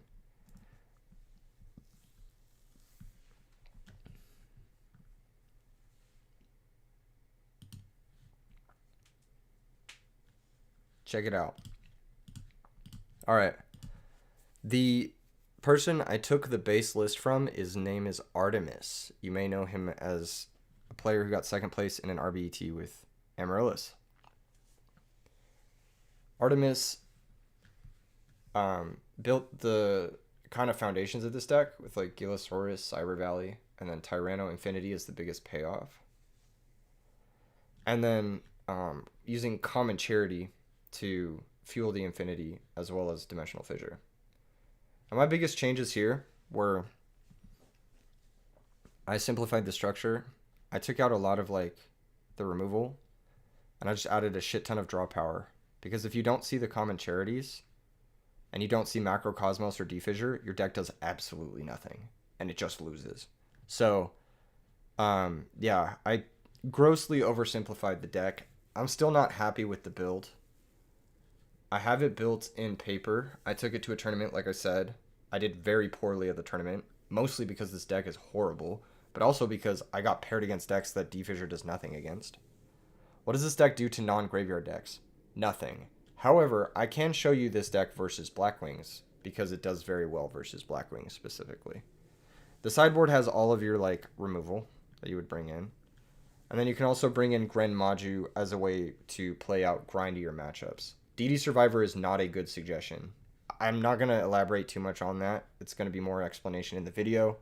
I know that that's going to be the #1 comment that I get, but I will tell you right away, it is not good in this deck. For a million reasons, but mostly because it is a normal summon that doesn't contribute to Infinity or Grand Mau. That is like the main reason. It just doesn't do anything. Having an 1800, Like, okay, your deck doesn't do anything when it has Defissure, when it doesn't have Defissure or Macro, and DD Survivor contributes to your bad hands. And then when you have Defissure or Macro, you should be winning anyway, so it doesn't matter. This deck absolutely cooks versus Frogs and Blackwings. I haven't tried it enough versus Value Turbo. It's pretty good against some of the other decks. Like, it's pretty good against Lightsworn and Fairies. It's, like, not great against decks where Defissure and Macro do nothing, like Glads. That's a really bad matchup. Yeah. So, that's kind of the gist of it. I'm going to be going over all my matches in the video with it. Once again, shout out to Artemis for the original build. DD Survivor is an 1800 vanilla. Yeah, which is just worse than Sabersaurus. Raikou, it's in the side. Alright, I'll show you guys how it draws. I'll show you guys a few test hands, and you guys can get an idea of how the deck works. So, in this opening hand, you'll notice we have Upstart Goblin, we got Dimensional Fissure, Macrocosmos. This is a pretty decent opening hand. If we're going second, we have a lot of pressure. Was the issue that I got paired against the Hero Beat guy again?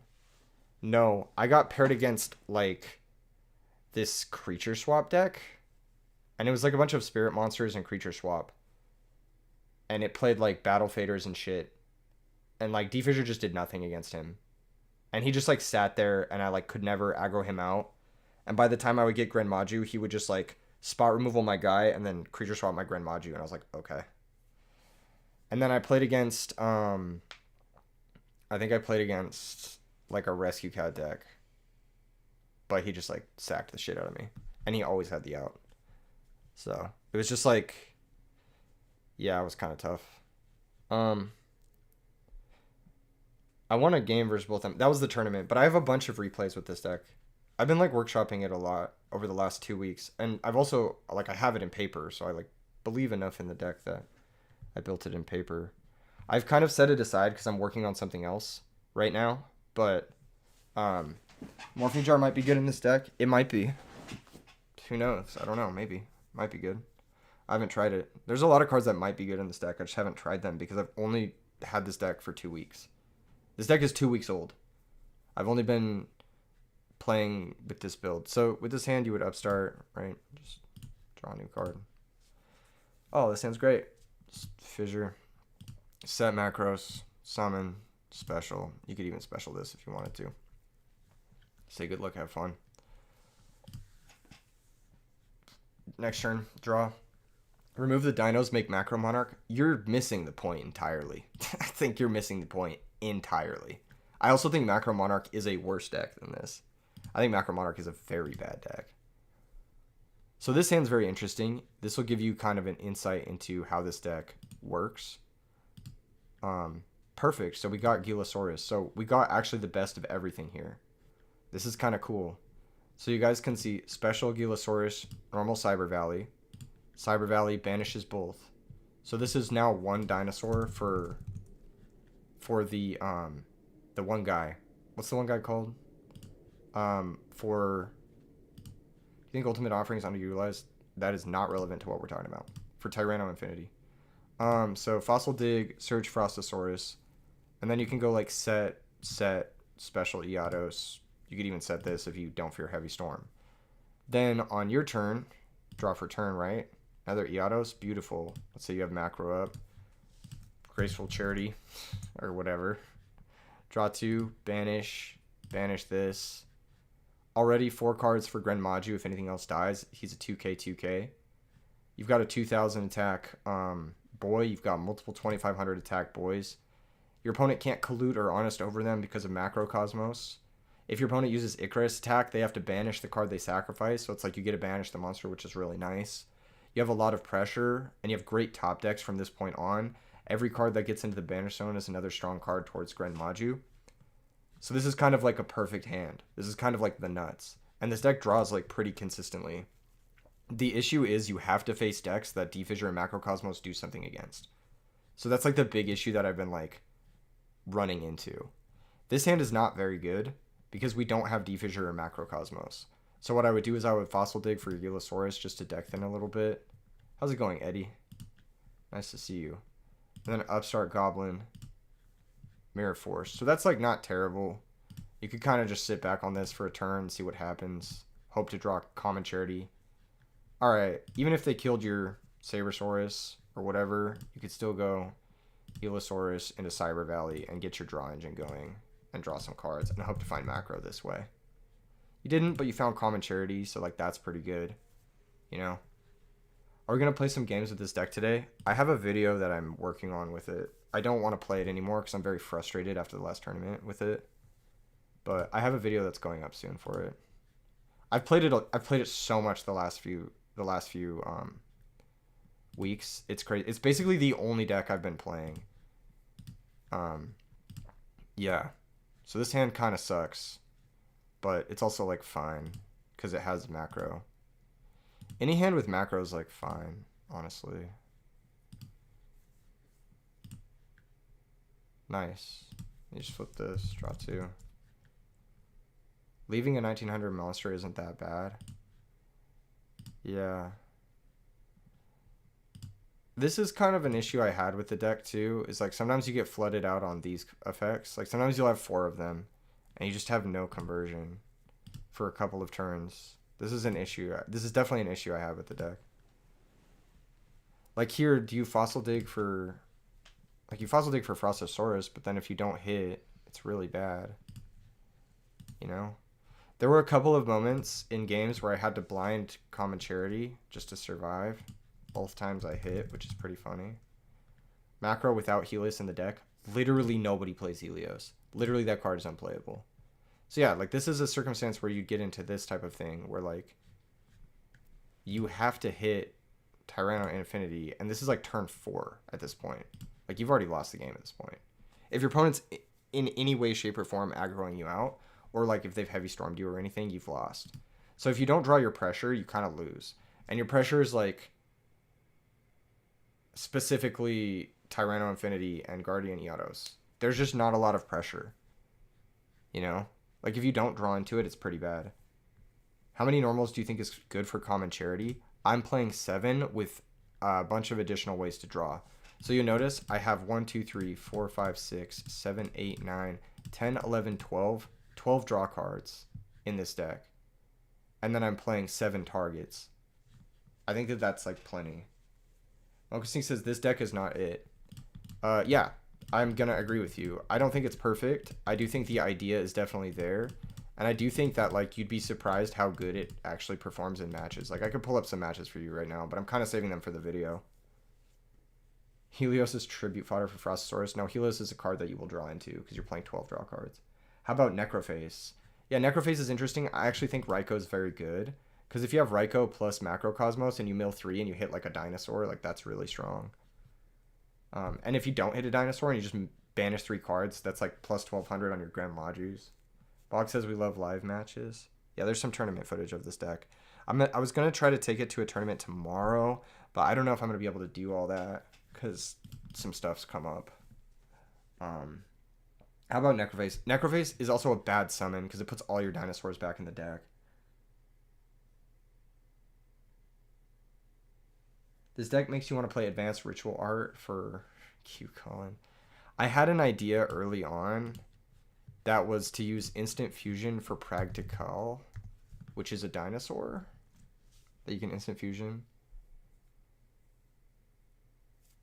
Does the soul releases are necessary if you're running X6? Yeah, they actually are necessary. So the reason they're necessary is because you'll sometimes draw Grand Mau and he's like kind of weak.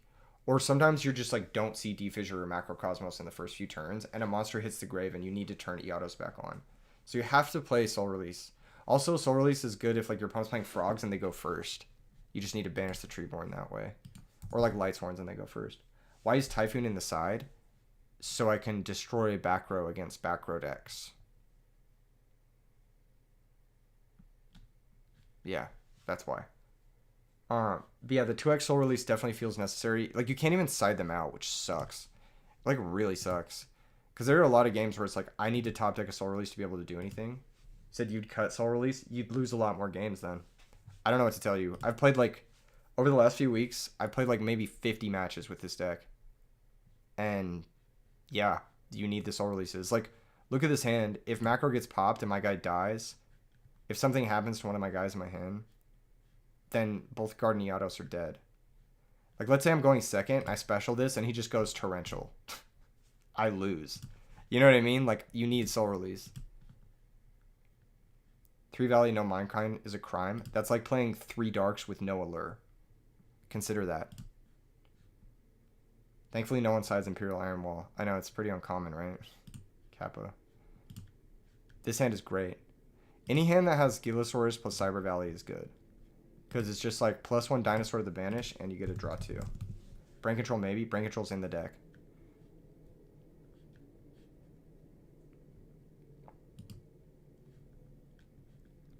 What's up, KJH? How you doing tonight? Long time no see. How have you been, man? Yeah, so this is the general idea. I don't know if it's perfect, but it's definitely better than... Like, this is in testing what was getting me the best results. And that means, like, I was beating Blackwings consistently, and I was beating Frogs consistently. I cannot tell you about any other decks.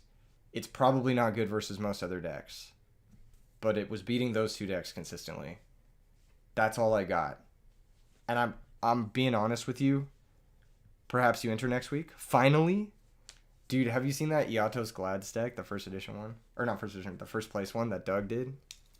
Why no return? Because it just takes all of your dinosaurs out of the banished. So he becomes, even if you return him back, he becomes 0/0. Yeah, fun fact. That's why you don't play return in this deck. You have? That deck is so gas, dude. That guy cooked, man. He cooked. You want to play it? Dude, just play it card for card. It's still insane. Still so good. It's got me thinking about Guardian Yugiohs a lot too, though. I've been playing in a bunch of different decks. Like I said, I just posted a members video for Gravekeeper Guardian Yugiohs, which I think has a lot of potential. And then there's a few other decks like that I've been working on with Guardian Yugiohs. Anyway, the video on this deck is coming soonish. What about Gigantes as a way to banish? Worse than Soul Release. And the reason why it's worse than Soul Release is because Soul Release can banish spells and traps to power up Grand Mau. So let's say like you have a game, right, where like, I'm just going to give you like an example. And this happens a lot. Okay, perfect example. We've got D-Fissure, we've got Starlight Road, we've got Legacy. You know what I mean? Like, okay, I use Legacy. I draw a card, right? Let's say I didn't draw Macro or whatever, but I drew Upstart Goblin instead. I drew like Fossil Dig or Upstart Goblin or like whatever, Common Charity. Let's say I've burned a few of these cards, like just spells and traps. Oh, I have 4 cards in the graveyard. Soul Release just turns into a plus 1600 for, or a plus 2000 for Grand Mau, specifically. You could play more Grand Maus, but I found that in game 1, if you draw them early, they're pretty bad. So you only really want them in some matchups and against some configurations. Like if people start siding DDV against you, you don't bring them in. It just depends on how people are siding against you. Like if they're going super removal heavy, then you bring in the Grand Maus because it's going to be a long game. But if they're going like viruses instead and they're trying to like rush you down, then you're not going to have a long enough game for Grand Mau to be live. But yeah, Soul Release is much better because it's just plus 1600, plus 2000 to Grand Mau specifically. And it can also like fuck up your opponent's graveyard if they got a chance to set it up, basically. Any thoughts on Dark Triceratops over Frostosaurus? You never summon Frostosaurus. It's only ever vanilla to search for Common Charity. It's only ever a 7th draw card. And it's a conversion for Brain Control. A searchable conversion for Brain Control. But the reason you play the vanilla is because of Common Charity. That's the only reason. There's no other reason to play any other card. You need the count. You need 7 vanillas minimum. I honestly think you probably need 8, but 7 minimum. I usually side out Common Charity. Is 3 of Fissure macro required with all the draw cards? I've said this 7 times already. Yes, it's mandatory because your deck doesn't do anything if it's not in play. Again, it's just like, the deck is not good. Just accept that the deck is not going to be good. And accept that all of your suggestions are things that I thought of in the first 50 matches. Just accept that.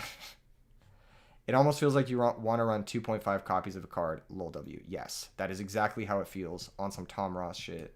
On God. Yeah. Defissure and Macro are insta back row removal targets. Usually, if decks lose to them. Is card destruction considered a combo with Macro? It can be. That's why we're citing Lightning Vortex. It's a way to empty extra copies of these cards, or it's a way to get dinosaurs in your banish zone for Tyranno Infinity, or other monsters in your banish zone for Grand Mau. So that's why I was citing Lightning Vortex, and I found Lightning Vortex to be very effective, especially against frogs. Because like sometimes they'll like set up a dupe block and just be like, okay, out this. And game one, you don't have a great chance against dupe block if you go second, outside of like specifically brain control. It just kind of fucks you.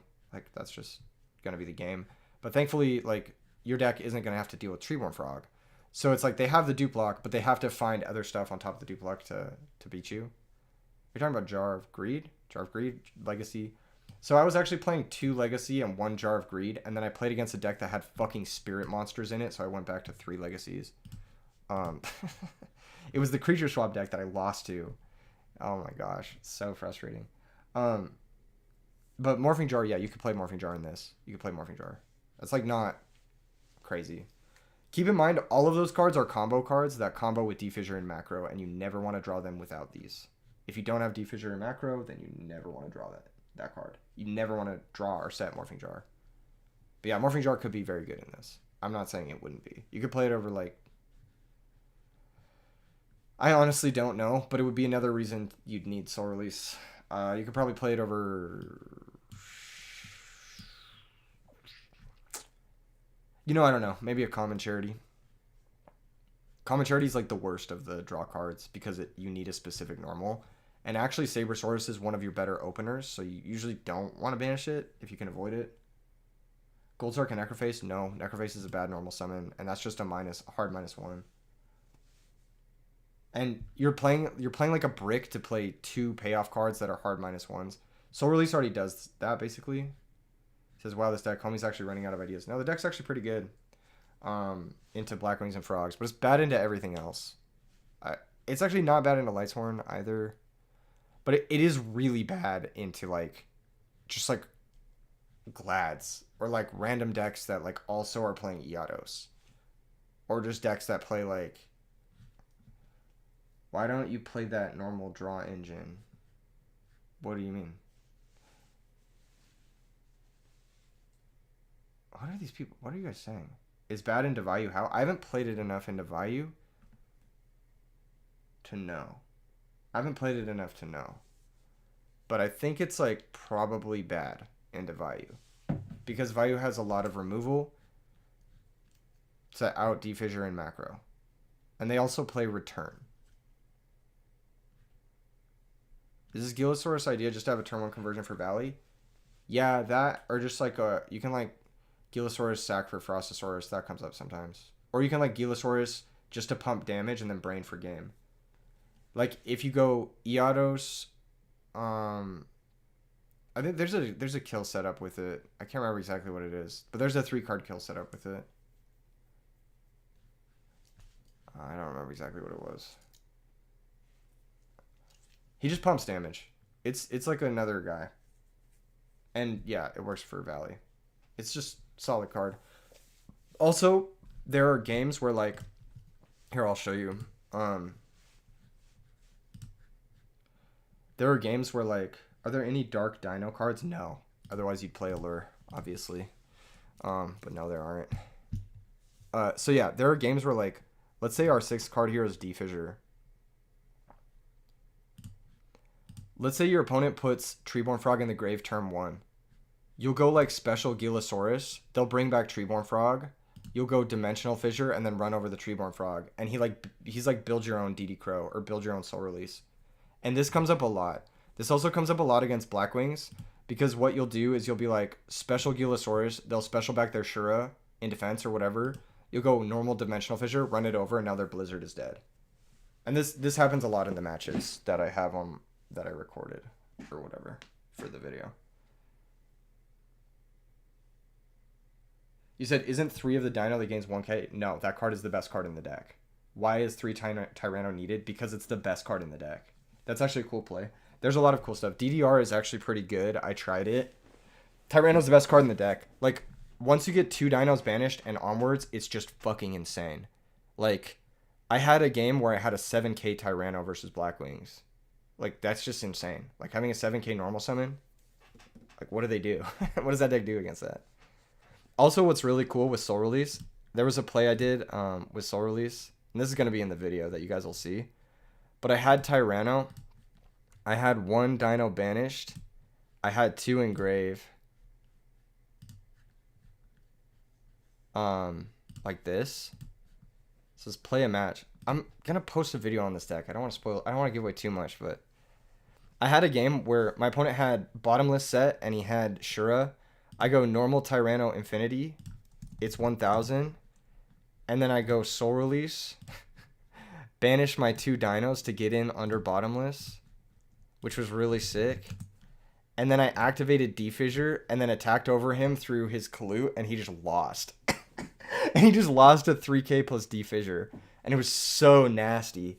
Oh my gosh, I can't wait for you guys to see this video. It's actually a cool video, even though I do more losing than winning in it, because the deck is very cool, and it has a lot of nuance. You like live matches, not replays? You're saying we. Are there more than one of you, Mocha Sneaks? Because, once again, the videos that have the replays and the tournament footage do significantly better. Like, view-wise. Like, almost double. Like, so... As much as I do a good job of getting you guys live matches by streaming, like I am right now, and explaining to you guys, like, the nuance of this deck, then... Yeah, just play maybe 1 right now.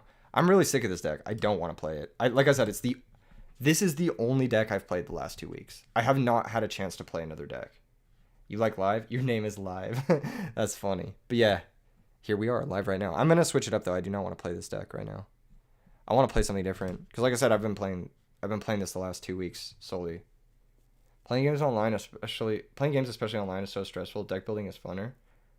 I like playing. I just want to play a different game. Pull for a match? No, literally, I do not want to play this deck. I've played over 50 matches with it, and it's like the only deck I've played over the last 2 weeks. I want to play a different deck, so I am going to choose to play a different deck. Like, that's just what's happening right now. We're gonna play Ancient Gear. I want to play Ancient Gear. What did I take DDR out for? I took DDR out of this. I was siding 1 DDR or 2 DDR. I took it out for this 3rd Grand Mau and the 2nd Lightning Vortex. Scrap Recycler, Scope in Garden Town. That sounds hype. Play GBs. If Kalindi is still here, I'll play Glads. If he's not. This is sad. You guys are going to get a banger video on this deck. It's going to have everything you guys want. It's going to have live matches. It's going to have replays. It's going to have paper tournament gameplay. It's going to have a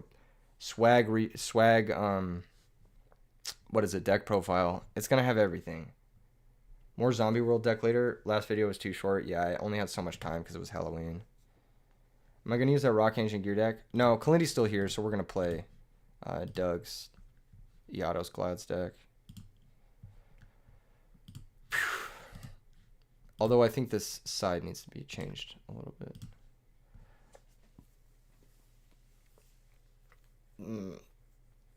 The more I play with Guardian Yados, the more I realize it's very broken. And it's been slept on for far too long.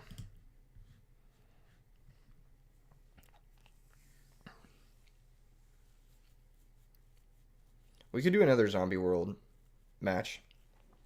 I'm on board for that.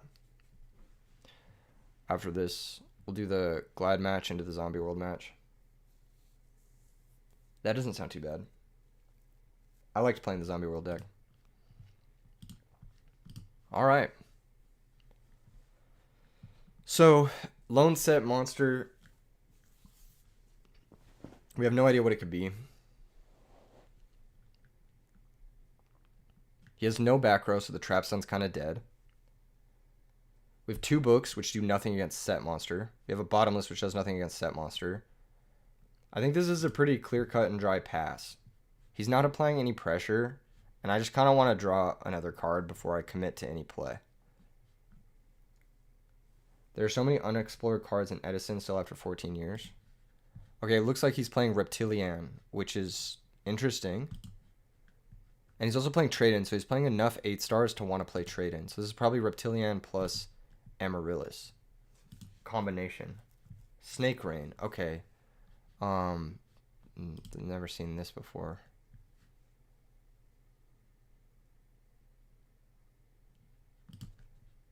pitches Gardna. He's going to send 4. So he's going to send another Gardna. Viper. Naga. I guess he's trying to set up Dark Arm Dragon. This is now 3 darks for Dark Armed. But we have an out to it in Smashing Ground. We take a ton of damage, but that's fine. Oh, Ananta. Sorry, not Dark Armed. This is what, with 6 monsters, this is a 3600 Ananta. This forces him to pop his own card. How does this work? All reptile monsters you control and in your graveyard. Does this have to banish the set monster? No, right? Okay, it wasn't a reptile anyway. Interesting decisions here. He's going to pop his own Dandelion to the Ananta so that he can get 2 tokens. But that just gives us tag fodder. He thinks we have Gores because this play only makes sense if you think we have Gores. So he's going to pop his own card here. He's going to pop Dandelion. He's going to get 2 tokens. Makes sense. We're going to draw for turn. It's going to be Gladiator, Beast, Laquari. Beautiful. So Ready Ari gets us in under Bottomless. And we play 2 of that, so I'm going to go for that guy. It also preserves our Laquari for later, so I'm going to go for Ready Ari here.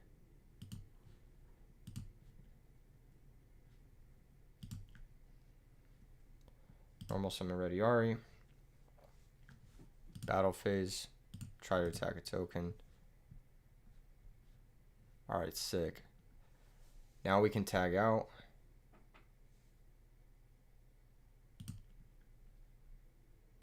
Go into the deck. Keep it really, really, really simple. We're going to go,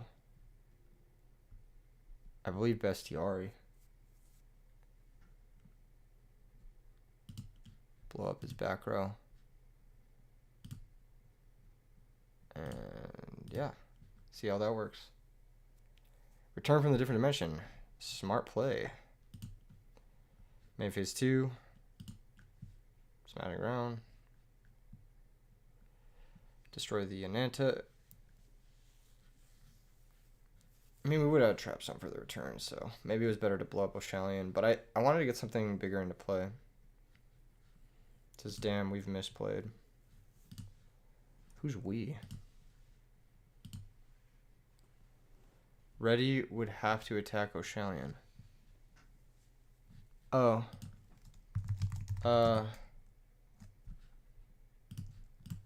Let's just say I booked it. Cool. Alright. Sounds good. Alright, cool. Pass turn. I've never read that card in my life, and I will not be reading it today. You guys can read it, though. He might still have Heavy Storm here, which would get me pretty good. He could also have 0 attack monster into Vasky.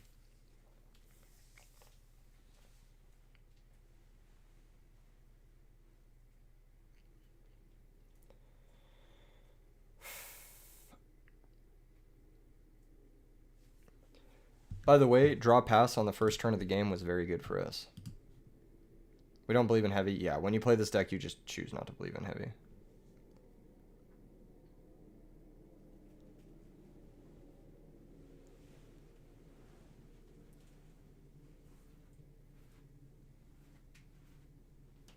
Alright, flip Oshalion.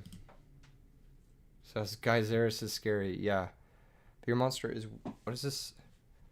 He's weaker than me, right? I don't want to read this. Someone tell me if he's weaker than me.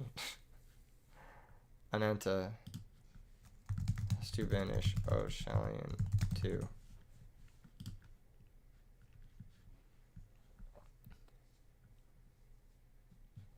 Yeah. So he's 1200, 1200. Can't bottomless that. Annoying. Yeah, it's like, yeah. He blows up Bestiari, but then we just get it back and then the game ends. It's kind of just done. It's done its course, you know. Battle phase, kill, deck. It does help that my opponent went like -8 to like, you know, do the thing or whatever. I'm delaying the Geyseris till next turn. I'm gonna set Wabaku. Pass. This also preserves us with follow-up. If you heavy storms, we have a couple of chains. Trade in is fine. There goes another Vasky. Interesting. Trade in is interesting in this deck because like you don't really want to pitch either of these cards. I think people put trade in their deck because they have 8 stars, and it's just like, dude, if you want to draw your 8 stars, don't play trade in, because then you're gonna have to pitch them. You know, like it just doesn't make any sense. I don't know. There's Yados. There's Bestiari. We're just gonna go Geyseris. Yeah, it's fucking over. All right. Cool. Ancient Forest seems crazy. Does this guy steal any of his guys? I don't even know. This does steal a lot of his guys, right?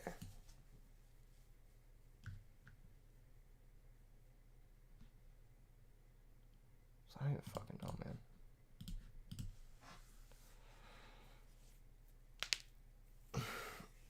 Deck's perfect. I'm not siding. I hope Kalindi's still here. I hope he is. I hope he's experiencing this gladiator beast. Someone have the sauce with Death's counter blow. Destroy any monster that inflicts battle damage to a player's life points by attacking directly. Interesting. Isn't that kind of just a worse Ancient Forest? It could be interesting, but like you have to. It's like possibly a Sakuretsu armor that like you might get a second use out of. It doesn't seem like, I don't know, maybe in like a life gain deck could be interesting because it just makes it impossible to get attacked ever. I'm not sure if there's like a way to gain life though that's like consistent, like not shitty. Yeah, stealing guys is not that good, you're right. Does he have Dust Shoot?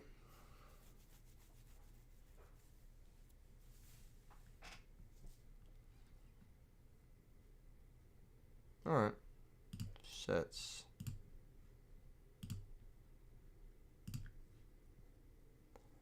Do I set this? Do I set this? Do I set this? Do I set this? Do I set this? Oh my gosh. It is gonna be a rough night. Just pass turn. Yeah. Yeah, we do set this. So the reason I'm not summoning it is because I want the Trapstone to be live before he has to like have bottomless. And I want to have 2 monsters in play in case he has Torrential or Offering to the Snake Deity, so I can use this card. So that's why I'm setting this card. And then even if he summons another monster and attacks with both, we've got 2 of these. So I'm not super worried about him dying. The worst case scenario is like another like Snake Rain into Ananta. That's like the worst case scenario here. Or like some sort of like, I don't know, he banishes all the cards and he flips for turn. But even that we have this. But it's still bad because then we shut off our own back row, so. You just entered. Did Flamvell gadgets work? No, it didn't. We kind of got owned by lightsworn. Had a lot of trouble. He just opened very strong in game 3 where he milled a wolf and he had Solemn, Dust Tornado, and we opened Double Magician, Double Rekindling or something like that. It was like really bad. And he sets the back row. And I think I played it bad too. Like it wasn't just like bad for that reason. I think I just played poorly on top of it. What is his vibe here? I don't know. What are we trying to do? Just pass? Okay, cool. See, this is why we do it. This is why we do it, folks. Flip summon Laquari. Does he have bottomless now? There it is. There's Trapstone. Does he have Solemn Judgment? When Flamvell draws bad, it's miserable. I think I played bad, too. I think I just played it wrong. Okay, so this guy's going to get banished. Beautiful. This complicates things a lot because if his other back row's a removal spell, we kind of lose.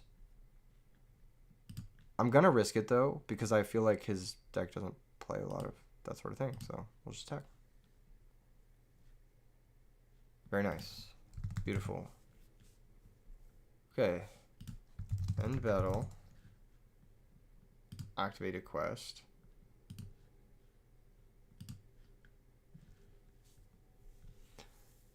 I'm gonna summon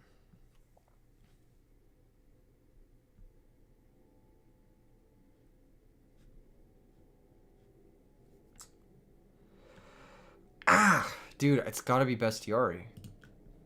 It's gotta be Bestiari. You just always get Bestiari in circulation. Blow up the back row. My body is a shield. Beautiful. Okay, cool. That worked out really well. Nice. Nice, nice, nice. No way, it's 2 bottomless. No, he would have stopped the quest if it was 2 bottomless. Alright, we'll just pass. Okay, cool. Cool, cool, cool. We got a plus. We got a plus. Now we have the card advantage. Out of that whole exchange, we got a +1, so. My body. Honestly, that would have got us. If we had drawn Proving Ground or not Chariot, Proving Ground or Bestiari, we would have made Geyseris and targeted his monster, so that would have got us really good. He's just unlucky. He's just unlucky that we didn't draw Proving Ground and we drew like a quest instead or whatever. Dude, this deck is fucked up. This Bestiari Yados deck, it's so messed up, man. He's setting another monster full well knowing we could Geyseris him, so I mean, he just knows. Is there a reason to attack this? I don't think so. I think it's just another Gardna. He says I'm going to show you the sauce after the fact. I'll give him a heart. Man, I just got to pass. He has a monster that wants to be destroyed. Plays my body. What? I mean, yeah. Heavy Storm. Chain Starlight Road. Stardust Dragon. This isn't just over, though. He could still have Vasky. And Vasky kind of wins here. Or doesn't win, but it holds it down a little bit. At least pops the Stardust.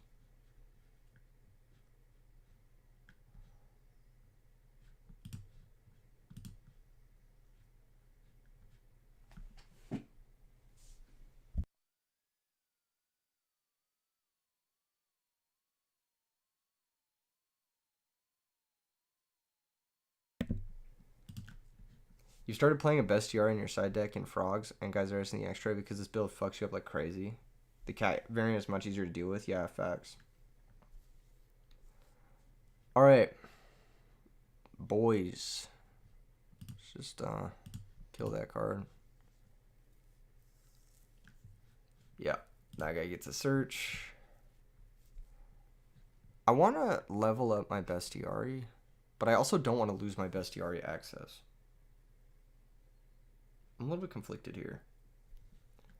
Let's do it. Let's level up. Oh, it's Oshalion. What the fuck does that search?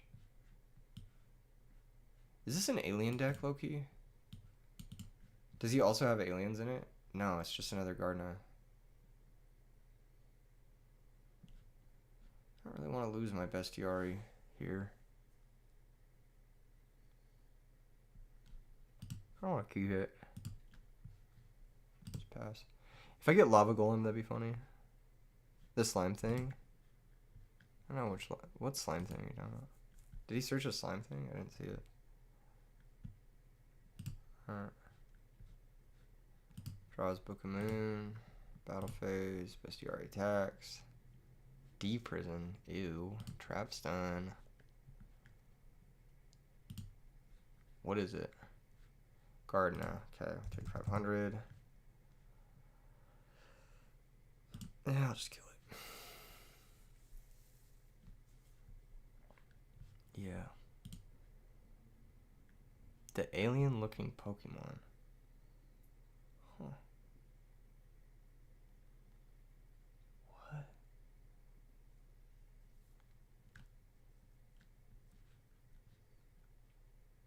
I want to tag out. I keep thinking to myself, like, do I want to tag out? He's sitting up for a Nenta, but his Nenta right now is only 23 times 6, 18, 24. If he summons a Reptile, he can make a 2400 in Anta.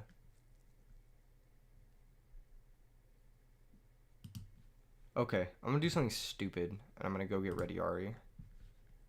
And just try to control his grave a little bit. I just don't want him to be able to set up a huge Ananta. That'd be really annoying. That guy can get banished. I'll set. Doesn't Ananta lose to book? Yeah, but like, I can also beat it for free and keep my book. Does that make sense? Like, yeah, I can spend one of my cards on it, but why do that when I can spend none of my cards on it? That's kind of the... That's kind of my thing here. That's a funny draw. Alright, see if he has another deep prism. So this guy cannot be destroyed by battle. At the attack of any monster becomes 0 at the end of the battle phase. So I'm just gonna use this guy. Or the top of the deck. Now we've got kind of our core loop going. Bestiari blow up the back row. Chain Torrential. So Chainlink 1 Bestie, Chainlink 2, and then Chainlink 3 will be Stardust to negate. It's a little ugly. We got Stardust in the grave. Top deck Iados here is now dead. However, I just win, so it doesn't matter.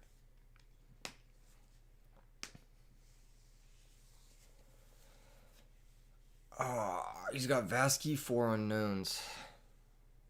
What could the 4 unknowns be that like would really suck? I guess Trunade would be kind of annoying. A Snake Rain just doesn't do it. This card is just not very good. There's a hard -2. There is a Snake Rain deck that I will show you guys after this that I think is kind of good.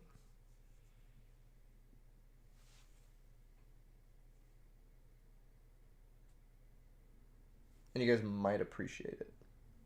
Maybe. Who knows? Dark Arm Dragon? Jesus fucking Christ. Alright. What do you want to target?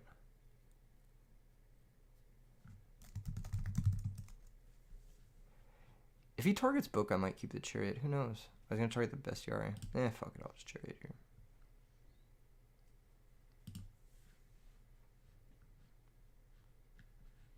Vasky can pop face downs, right? No, it's only phase ups. That card is ass, dude.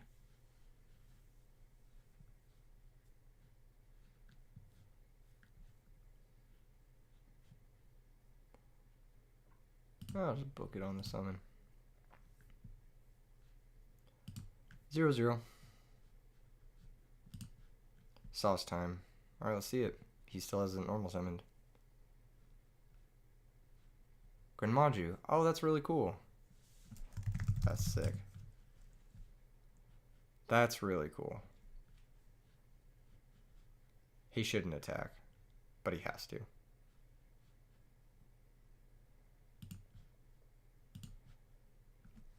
Rough matchup. Very cool deck, though. That was really cool.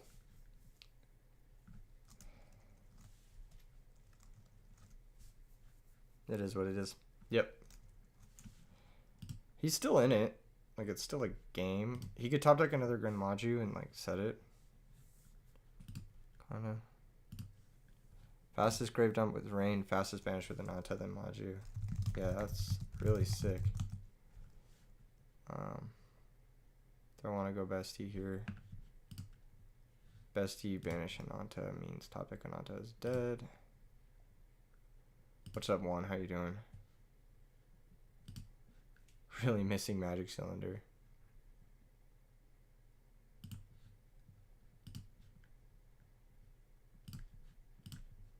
Gotta keep that guy banished.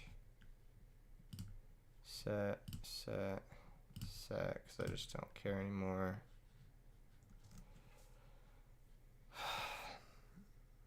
I could have gone to E-Quest and add back Chariot too. I just don't care. I just don't care.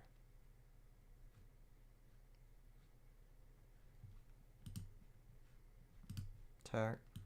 Wait. What if it's Grand Mau? If it's Grand Mau, that's so funny.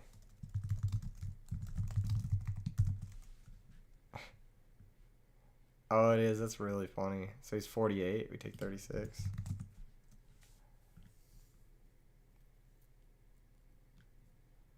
That's really funny.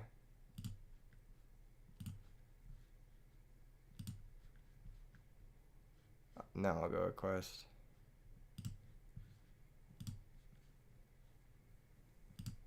Appreciate that. One. Alright. Phase 2. Flip smash. That's pretty funny.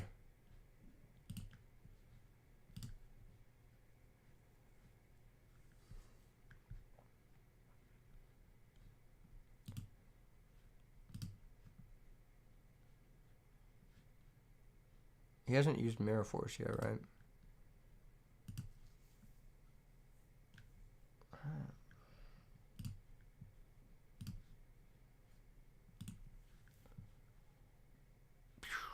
Blow it up.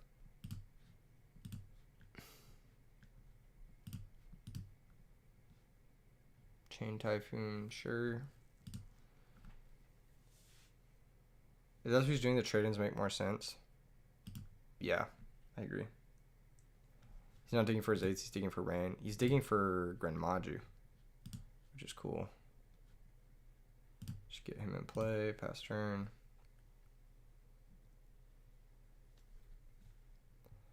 Set back row. Quarry's good. Just flip Heavy Storm and win.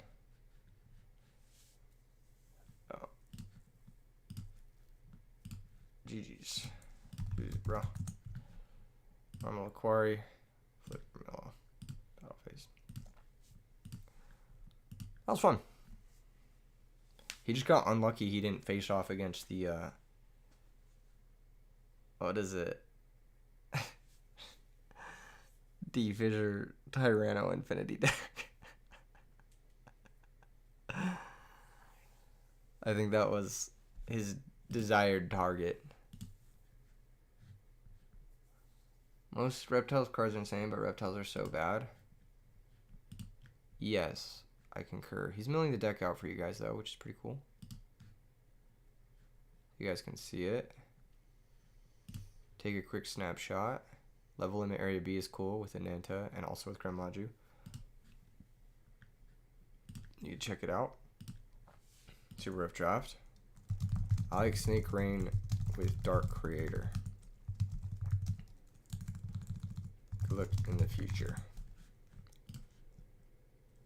So my favorite way of using Snake Rain is Dark Creator. Because this is like pretty good, right? You go Snake Rain, you discard a dark, you send 4 darks, and then you just instantly have a live Dark Creator turn 1. That's pretty good, right? Sorry. Monster. Effect. Dark actually doesn't even need to be effect. Dark just needs to be a reptile. And legal in Edison format. So, you don't have a lot to work with. And by you don't have a lot, I mean you have very little. But you can play triple Vasky, of course. Triple of whatever this card is. Or triples of these. And then you play triple Ananta, of course. But I do like Dark Creator. Because if you go Snake Rain, Dark Creator is instantly live. And you can start doing cool stuff. Even if it is operating at -1, they have to out the Dark Creator, or else it's just going to keep plussing every single turn. You can also play, where is it, Alien Overlord. You can play aliens in this deck, which is cool. Because he's actually a great card to bring back with the Dark Creator, since you can't bring back Ananta, and you can't bring back Vasky. How about Servant just to stall? You can play whatever you want, but summon a card from your hand in the graveyard, select one face-up monster your opponent controls, the attack becomes 0, and it cannot change its battle position. So like, you probably play this. You can even play this. Because like, you can go into this and like steal their guys with Dark Creator. It's pretty cool. You could do a bunch of different stuff. You could even go like an Earthbound or Immortal route, with like Mausoleum of the Emperor or some shit like that. But I think Dark Creator is kind of the angle. And then you obviously play powerful cards like Dark Arms and Allure and stuff like that. So, yeah. I've played this before on stream, and it was fun. When you draw Snake Rain, the deck feels very, very good. And when you don't draw Snake Rain, don't worry about that. Did they really need to make her discard a card? There are better cards than this, but it's just a Dark and a Reptile, so. Triple Trade-In? Yeah, you could play Triple Trade-In as well. And you can play Triple Upstart if you want. And you could even play Phantom of Chaos, because Phantom is pretty strong. Can copy Vasky, Ananta, or the Dark Creator, and all be pretty good. So, like, you can play Phantom of Chaos. You can play Norlaris if you want. Just fucking whatever you want to play, really. Copies Dad, too, which is pretty cool. Even, like, copying, like, Alien Overlord. What does this guy do? Once per turn, you can place 1 A counter. Even just copying this guy is, like, not bad. You can play Greffers. So you can actually, like, set up Dark Creator without Snake Rain. I don't know. Food for thought. Pitch Norlaris to Snake Rain. Busted. This is secretly just Alien Norlaris. There's something here. You could work it together, work it out or whatever.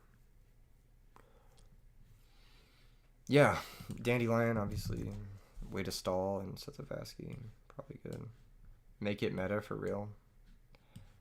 I don't know about all that. But it's like something that'll probably win you some games randomly. Because you can like drop a Dark Creator. You were the Reptile player. What's up, Carrie? Yeah, I was just talking about how your deck was very cool and Grand Mau is very cool. It's just a bad matchup. I've played it in the past, but I played Dark Creator with like Alien Overlord and shit. You don't have to play this card. This card's bad, but yeah, just like go through the Dark Reptiles. There's actually not that many, but the ones that you do have are like pretty decent.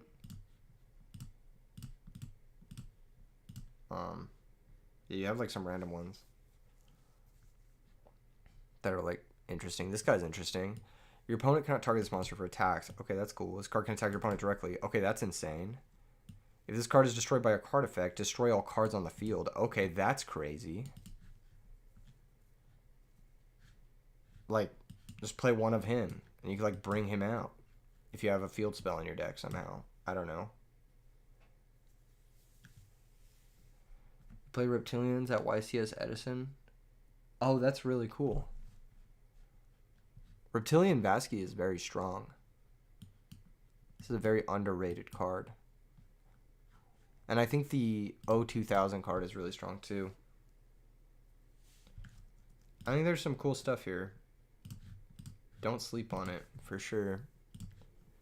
Don't sleep on this. This is one of those decks, like that Grand Mau deck definitely could have like randomly killed me. If my back row was like a bunch of Dust Tornadoes, Trap Suns, something like that, I could have just randomly died. You never know. Grand Mau is a scary card. It's a very scary card. Is Alien Mother any good? I don't know. I've never read it. It's got 2300 attack. If it destroys a monster by battle with an A counter, special summon the destroyed monster. I guess it's fine. It like combos with the Overlord. They combo together. That's pretty cool, I guess. Venomenon isn't an 8-star. I don't know. I've never looked at this. It is an 8-star. What is this card? Cannot be special summoned. So, yeah, it can't be special summoned.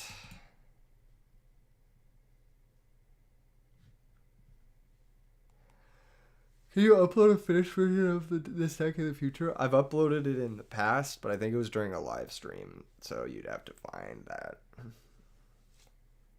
The concept is interesting. The concept is interesting, but this is kind of like the key piece to it, Snake Rain. It's like, how do we get there? How do we get there? And how do we get there consistently? That's kind of tough. I can't lie to you guys. It's not going to be easy. Probably involves Greffer. Gold Sark, too slow. You need it fast. You need it fast or else the deck is bad. And it depends on your angle. Like, do you want to be Earthbound Immortal Gang? Or do you want to be, like, I don't know, Value Reptilian Gang? It just depends on, like, what your angle is. 6 draw traps, it's a little slow. Obviously, Allure, right? card destruction, because it's just another way to set up the thing, and then beginning of the end. Because what's better than, you know, sending all your guys at -2 is going +2, you know? Fader and Arcana Force the Fool, that could be interesting. Reinforcement of the army is way to thin or whatever. You've seen some success with Brain Mine Scapegoat with Cyber Valleys to feed Maju and Turbo through the deck for rain. That seems really good. That seems very consistent and good. Rhoda for Greffer, yeah, it's there. Yeah. You could even play Grand Maju in this. I think you could play Grand Maju with beginning of the end, and that'd be nuts. That's just like +28 to your Grand Majus. Okay.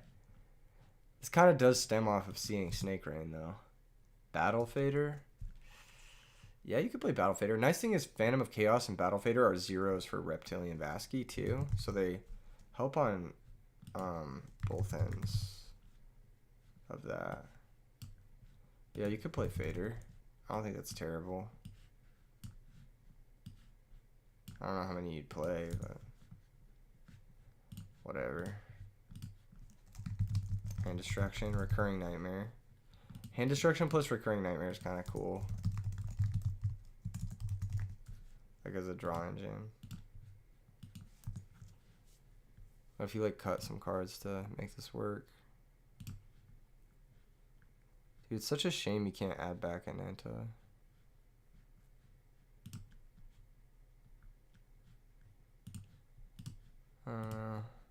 Read Umbral Soul. Oh my gosh, there's so many cards with that name. When this card is destroyed by battle, it has a graveyard destroy all face down and non-dark monsters. Oh, fuck. That's crazy good. Yeah, this guy's crazy good. Probably play this over the stupid alien garbage. And he's an 8-star? Oh, he's a 7-star. Ew.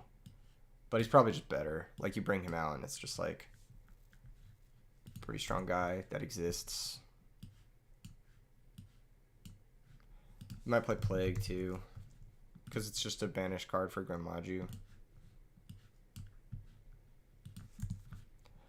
I don't know. Let me just run a test hand, I guess. This might be like too inconsistent, but concept is there.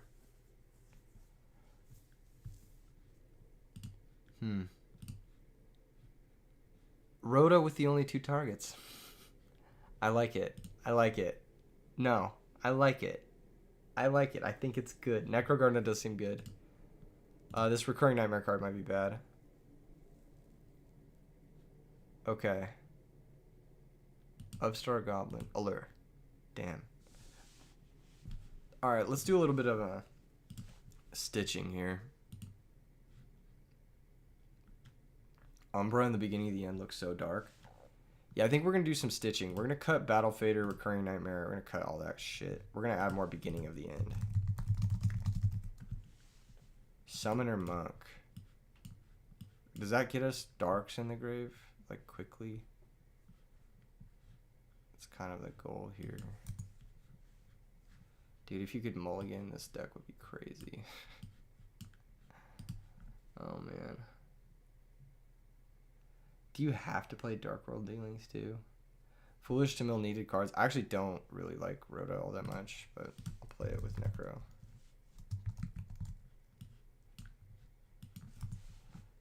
Malicious could also be useful as just like a discard. Trying to figure out if you could fit like Destiny Draw into this too somehow. Like, what if Snake Rain only had 4 targets? Like, what if we played 2 Vasky, 2 Umbral Souls? This is 7 targets. Double Mally. There's something here. Trag's insane. I'm trying not to make it just a dark pile. I'm trying to make the Snake Rain actually, like, kind of good. Okay. Here we are. Let me cook. Snake Rain first, pitching Mally, right? And then we send just all of these guys. 3, and 4. Alright. Cool. Was there any reason to shut off my own Dark Armed? I'm not really sure, but... Upstart, beginning, the end. Okay, wait. Hand destruction. Wait, let me cook. Draw 2. Okay, let me cook. Beginning of the end. 1, 2, 3, 4, 5. Draw 3. Let me cook. Oh, draw 3, not 2. Okay, sick. Hear me out. Hand destruction again. Pitch. Draw 2. Hold up. Let me cook. We drew the Mally. I was supposed to activate Mally. Fuck. I was supposed to activate Mally. Shit. My bad, guys. My bad. I was supposed to activate Mally. Then he would be 2,800. Because then I could have Anantavil's Grand Mau. 2,800 Mau. Hold on. Let me cook. Bros, let me cook. Hold up. Do we trading away the payoff? I hate that for me. No, we trading away Grand Mau. Okay. Upstart. Beginning of the end. Okay, now we trade in Pitch Dark Creator because we drew Phantom. Draw 2. Okay, sick. And we drew another Dark Creator. Do we have 5 darks? I only have 2. I have 2 darks? What the fuck? Even if I copy Dark Creator, it's not even good. What the fuck? God damn it.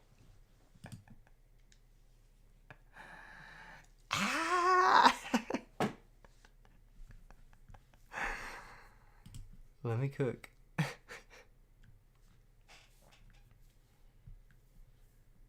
Alright, this looks... This looks like a hand. Dark Creffer is not the play. I don't think we should ever play Dark Creffer in this deck. He has seemed terrible. I'm going to cut Dark Creffer. We're going to go back up on the 8 stars. I think Grand Mau is the problem? No. I think Dark Creffer is the problem.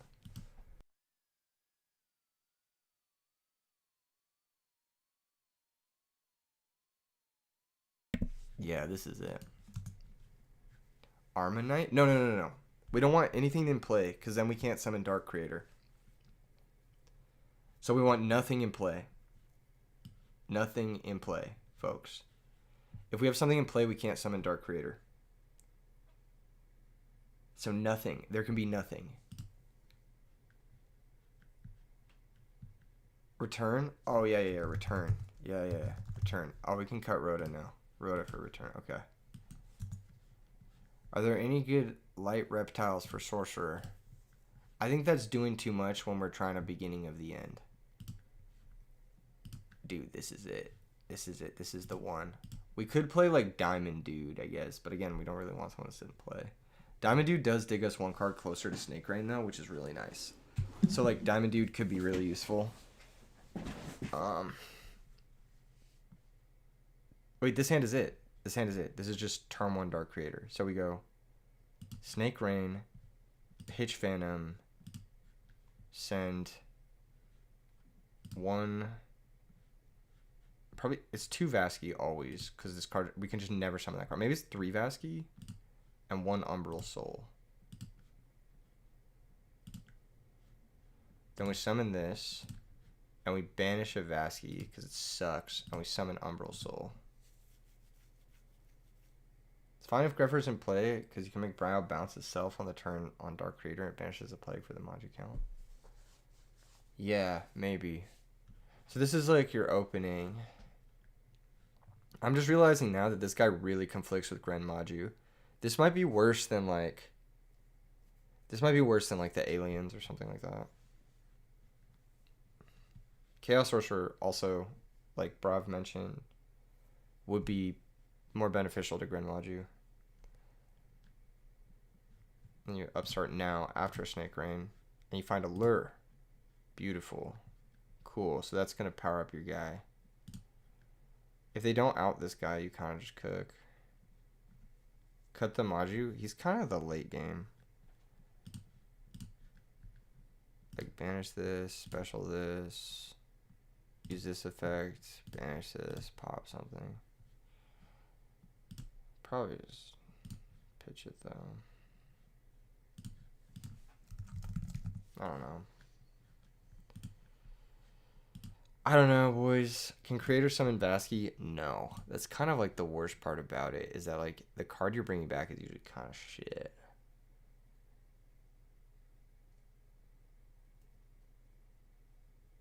Doesn't this deck want Grinder Golem? You can play Grinder Golem as a way to enable Vasky, yes.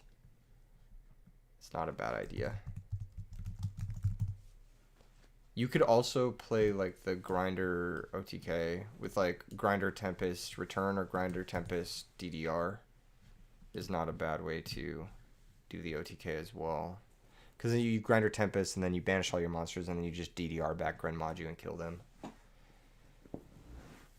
I don't know. There's a bunch of different angles you could take. Snake Rain is just a cool little enabler. I want to play a different deck now, though. I am fiending for a different deck. All right, boys, we're switching it up. I believe.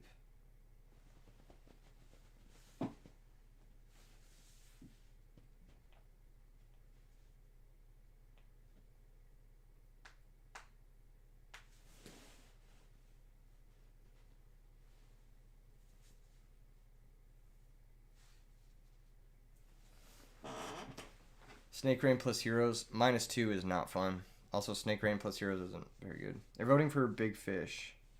Coelacanth. Okay, let's play Coelacanth.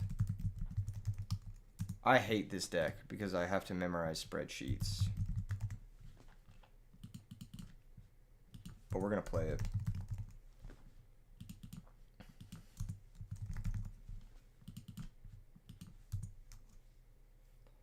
That old Fiend deck you play with Giant Germ. Oh, that deck is cool. Play Fiends. Yeah, those Fiend decks were cool. Dark World Gravekeeper. 4-card combo ass deck. Exodia ass deck. Are you voting for Trump or Biden? That's fucking hilarious. That's really funny. That's really, really funny.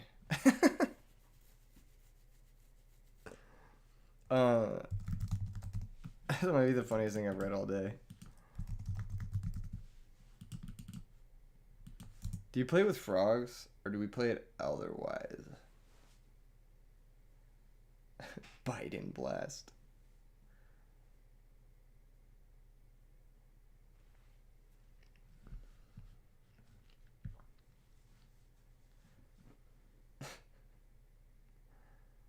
Remember to add Yugioh as the 4-star fish that doesn't die to bottomless. I think that was kind of a meme, but it is funny that it attacks over Dyna.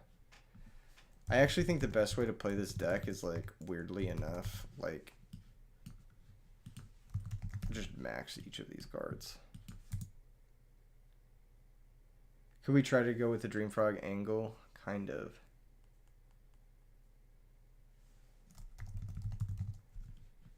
Treeborn, Deep Frog, Unifrog,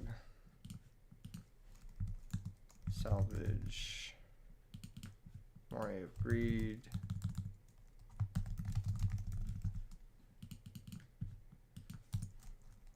at a certain point, is Dream Frogs with extra bricks? At a certain point, yes. Caius. At a certain point. 1/1. Iris. Cold Wave. Actually, I don't love Cold Wave. I think Trinade is just the best in this deck. Trinade, Heavy Storm. Instant Fusion.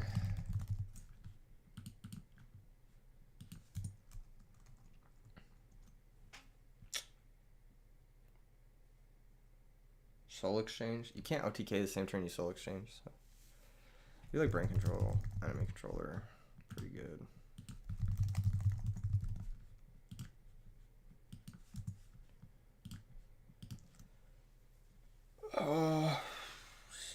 Ancient Gear Knight.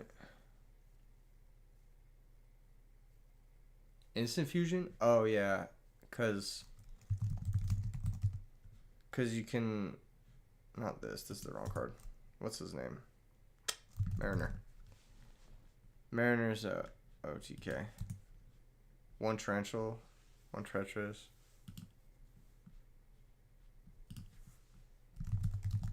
Armory Arm. You guys are about to see the first triple Armory Arm deck. Mr. Android. Can I even make these? Yeah, I can make both of these, right? Bronic. Yugioh. Black Rose. Herbellum. Stardust. Colossal. How does Mariner OTK? What? It's a water. It's a water extender.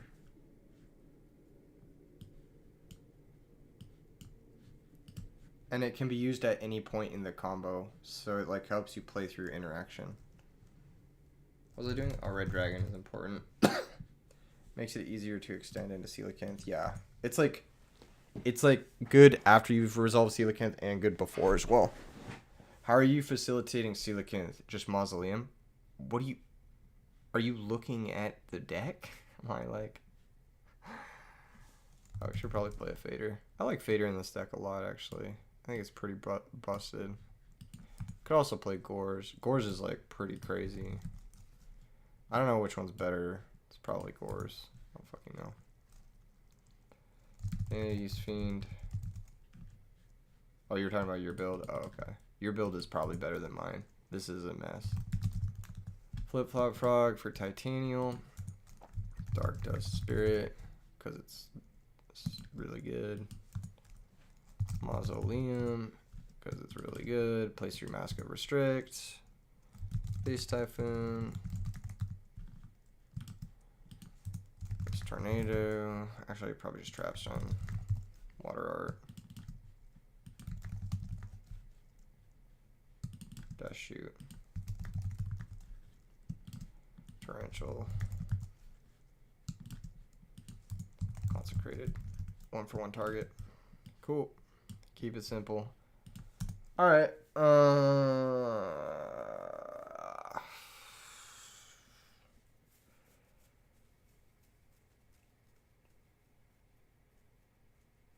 I think Gaia Knight is... Do you make Gaia Knight in this deck? No, not really, right?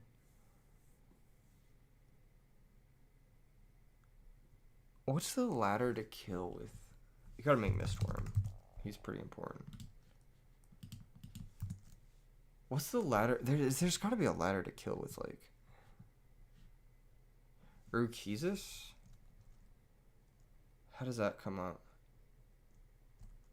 That seems kind of hard to make. With the lineup being triple Fishborg, triple Oyster. Oh, Urukizis we make with instant. Sure. Cool. Looks good. Let's just run it. I'm gonna think. Watch me open triple Fishborg Blaster in real time. It's happening. I can feel it happening.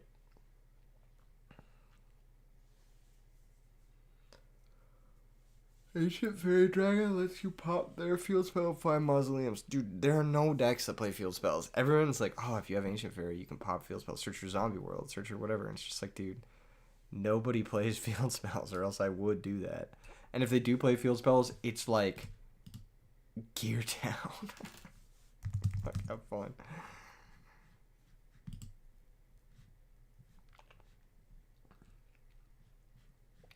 Oh, that's funny. Watch him draw Coelacanth without the frogs. No, it's just more likely I'll draw the frogs without Coelacanth. Yeah, like this.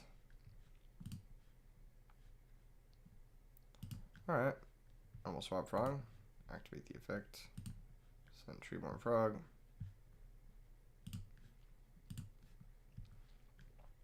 Effect to return to hand.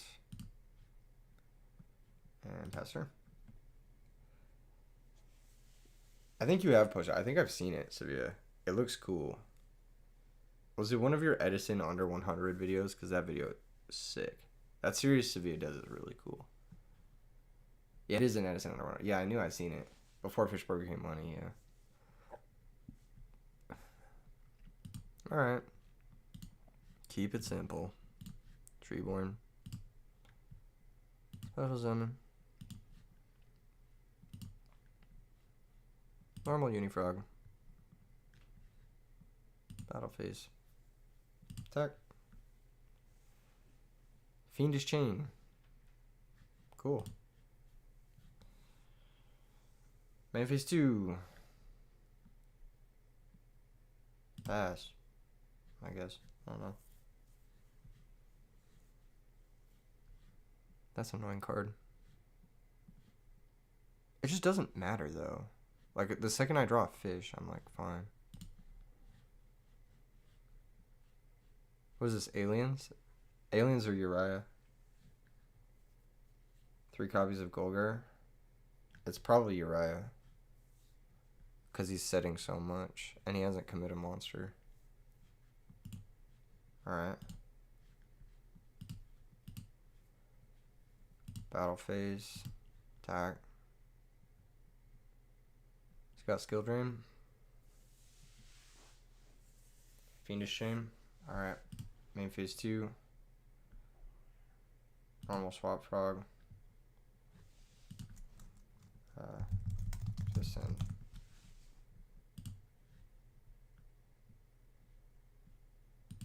This can just send Treeborn. Effect to bounce. Bounce Unifrog. Extra normal. Normal Dupe Frog. Pass a turn.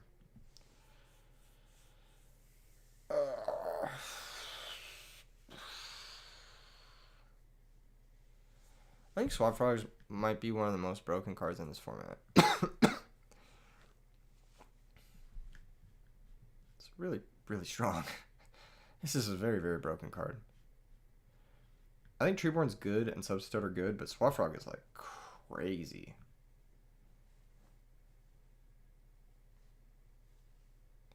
He might need to summon Uriah this turn.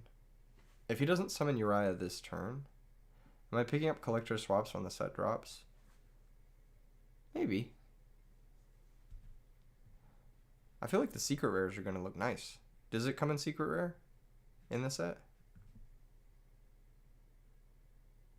It's in the normal pool. Best 2 of all time. It's up there. Oh, we could rank the best 2 of all time. Swap Frog is really good. Deep Sea Diva is also really good. It comes in every rarity. Secret rare Swap Frog sounds cool. It would match the secret rare Substitutes. He's just gonna pass? Alright. Shit, man. I mean, like... I should bounce the Treeborn now, right? Effect to return.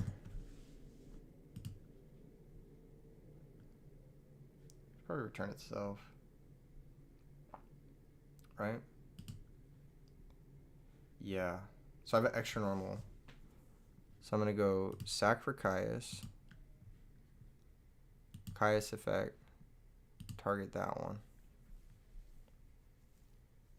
Chain Imperial Iron Wall. That's fine. Extra normal. Normal Unifrog. Switch dupe to defense. Battle phase. Attack with Unifrog.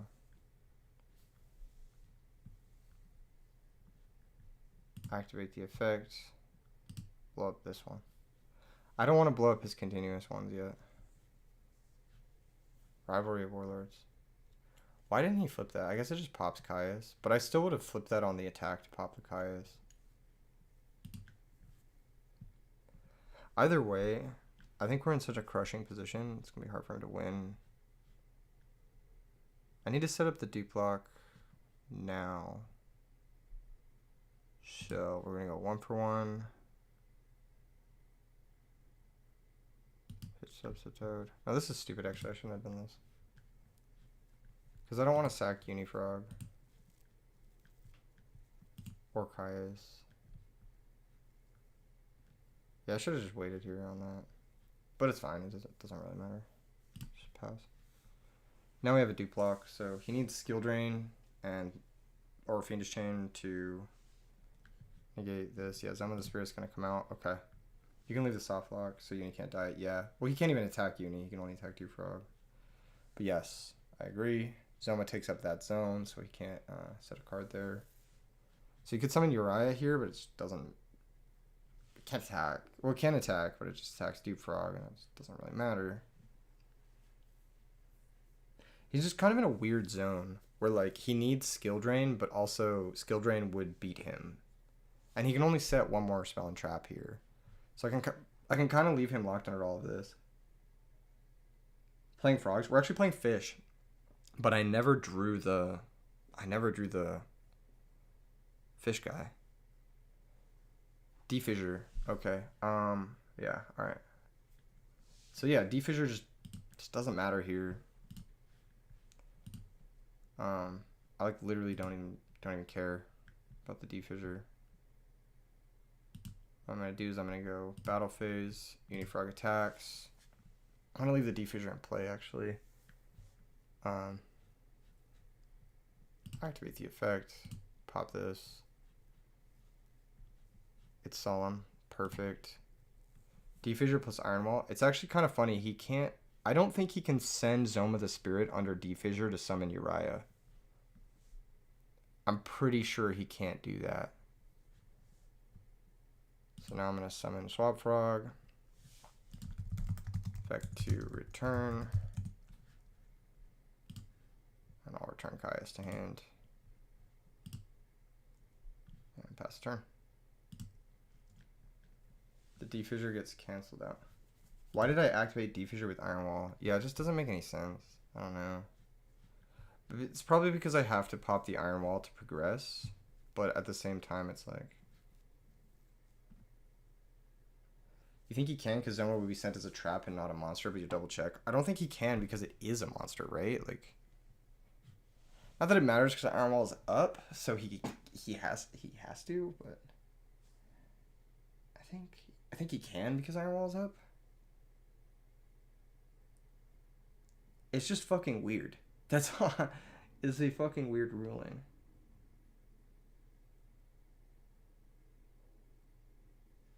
Just full pass. Yeah, he's just like hoping for me to like pop shit. Yeah. I mean, kind of just like, can I win if I take this turn? Hold up. 1,000, 400 is 24. 24 plus 18. What's 24 plus 18? 42. So he drops at 3k.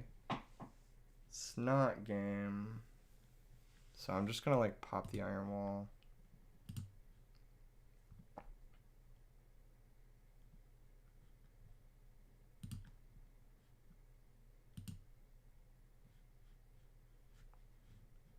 Name phase 2. Let's pass. 6k. Yeah, it's like a little short. Magic Planter. Okay. Cool. See, I don't think he can Magic Planter send Zoma here. He has 3 more zones now though, so that's really useful for him. But like, these 2 are doing nothing, so we can keep those there basically indefinitely, and it's not going to matter. At some point, I would like to get another Dupe Frog out of my deck. I might even sacrifice a Treeborn Frog for it. I would also like to draw into my Deep Sea King Coelacanth, because I think that would be really cool.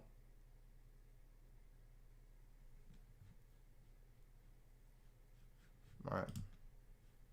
Pot of Avarice, cool. That doesn't do much.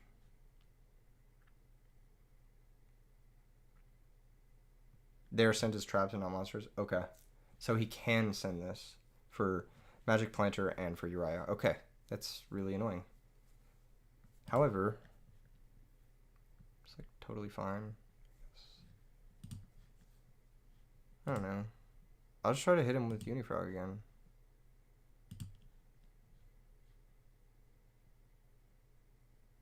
On attack declaration. Skill drain. Okay. I believe the attack becomes illegal here.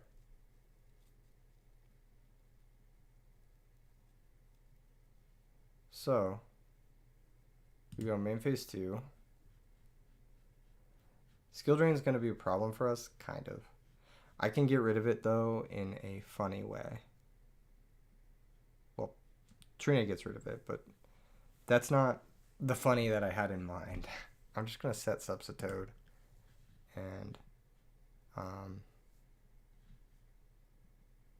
probably want to set enemy controller here so I don't lose to, I guess this loses to Uriah. I should have set both because he could Uriah pop, and he's at what, 1 2 3 4 5 6 7.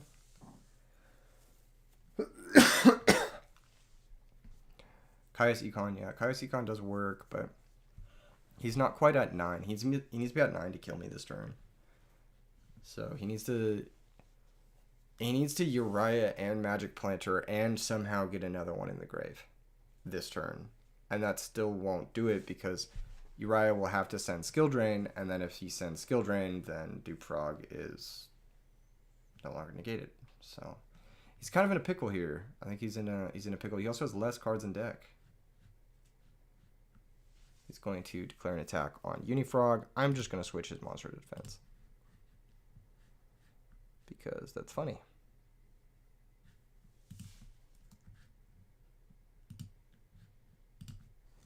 To defense. Yeah, there we go. All right. Cool. I could have swap bounced the Uni to defend it too. I'm just being bad for no reason. Oh, finally, a game shot. How does this work? Swap bounce Uni. Normal Fishborg. Take his guy. Oh, I can't take his guy. I have to take his guy first before Trunading. Oh, but even if I Trunade, then it goes back to his hand because it's spell trap. That's so annoying. All right, let's keep it simple. Let's just sack Subsitoad, normal Caius, effect, target skill drain,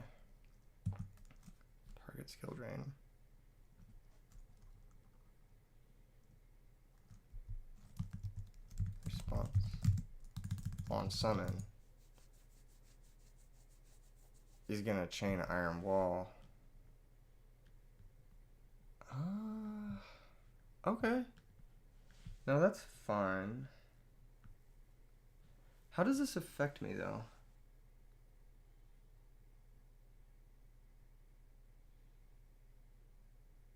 Now cards can't be banished. So that's pretty good for me. I think I go battle phase. Oh no, that's burn damage. That's not good for me.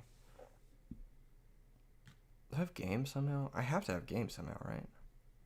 If I take this, it's 14, 32, 56. Subsitoad is game. Yeah, okay. I have game. If you Trunade, don't you have game? I don't have game if I Trunade. But I have game if I do this.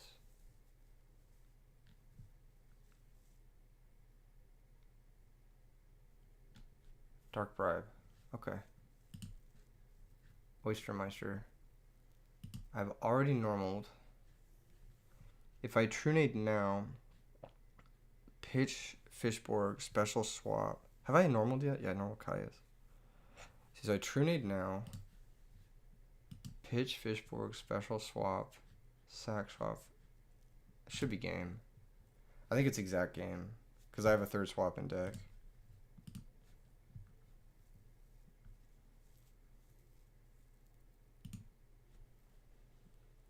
pitch, special, effect, send dupe.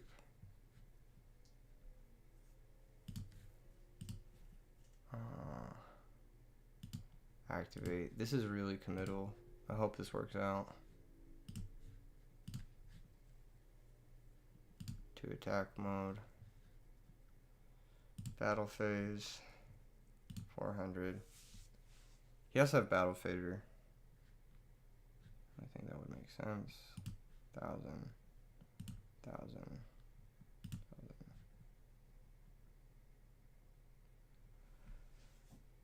Cool. I played that game terribly, but I don't think it really matters.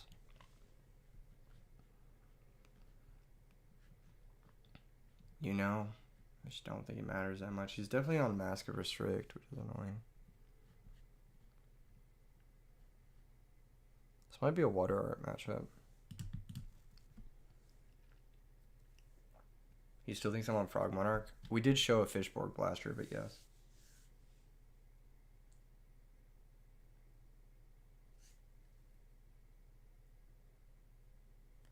I don't know, he's on D-Fissure, so Avarice is probably like kind of a pipe dream.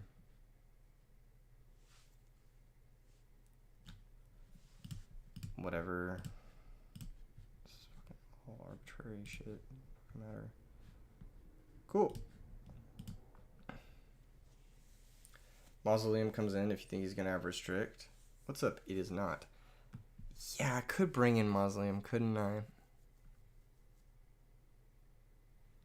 Probably better than Gores.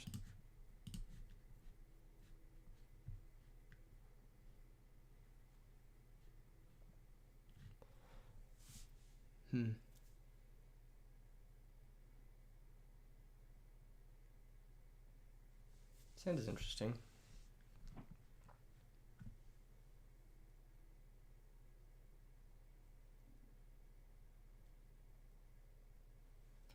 This matchup is hard. Because you have to think about it a lot, you know?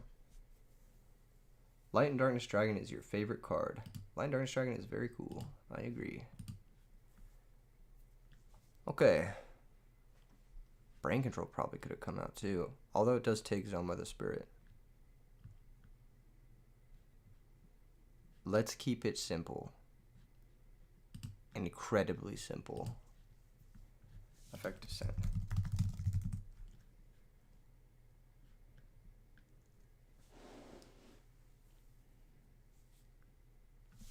No.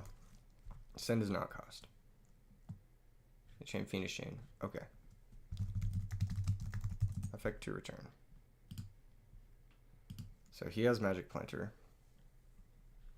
Possibly another Phoenix Chain. Extra normal.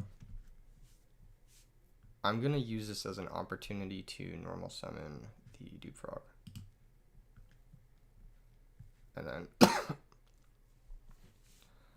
1-for-1 out. Substitute. And set up a soft lock.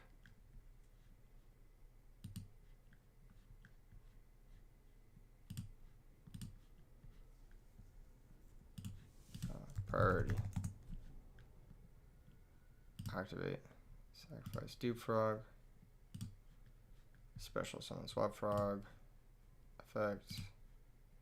Send Substitute.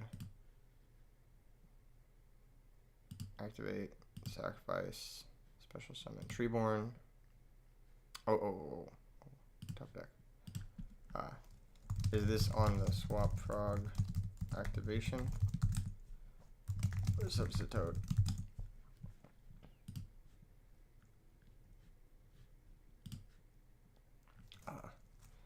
Cool, so we've got Skill Drain here. So we lose the Swap Frog. That's fine. Shuffle. Substitute can activate. Sacrifice itself. Go get ourselves a nice little Dupe Frog. And I can pass.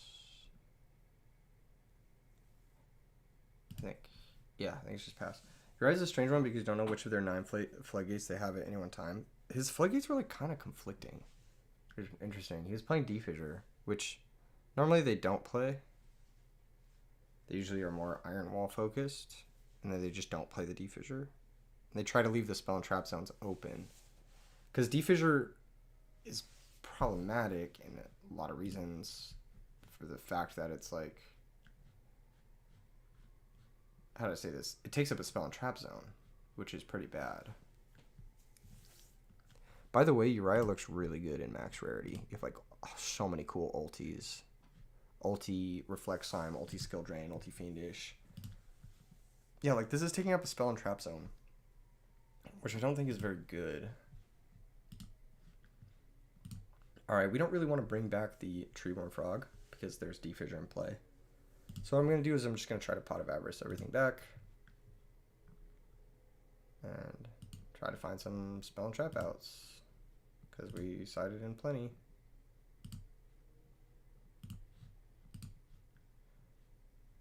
Shuffle, draw 2. Cool, we did not find that. Man, let's pass.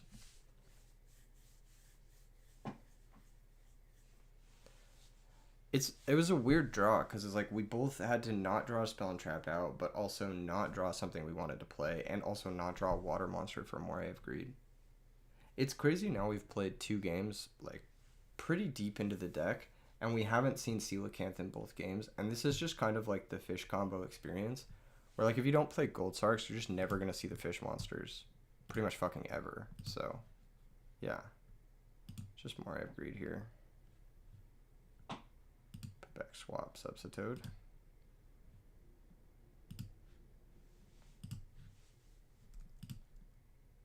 Oh. You have to do that before I do this, but okay. No. It's not cost. Please just ask if it's cost. Alright. Well, we have another one. So, there's Dark Bribe. Yeah, kind of unlucky for the opponent there. Just... If the shuffle was cost, this card would be terrible. Like, you wouldn't play it. Finally, we draw the fish, but there's a fucking Defissure in play. So, there's that. I guess I'll just try to attack him.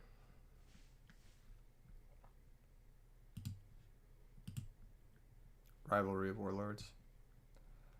Honestly, that's fine. Just take 16 face. Isn't it better to shuffle Oyster for Coelacanth later? I don't remember how many Oysters I sided out, but I don't think I'm resolving Coelacanth this game. And I'd rather have the pressure of 1600 attack points when I have Brain Control and Enemy Controller to try and close the game out. So I kind of get it, but like, so now at this point I can go like Subsitoad into Swap Frog, Brain Control his guy, attack for 28, swap bounce his guy, or actually Brain Control just kills this guy, right? That's not very good, is it? Maybe I set Subsitoad, he attacks into it. How do I approach this?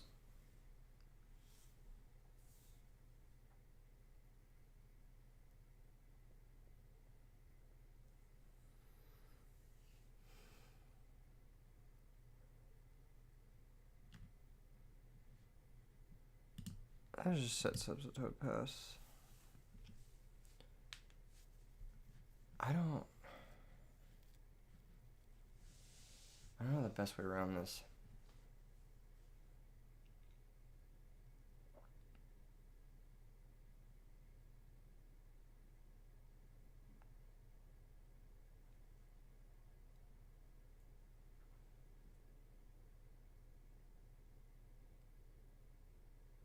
Rivalry is pretty annoying. I think if he doesn't attack, then we're setting this as well. Yeah, okay. Yeah, that makes sense. Actually, no. Wait, I just win. Hold up. I just True Nade. I just win. I just win. Brain control, take his monster. I just win.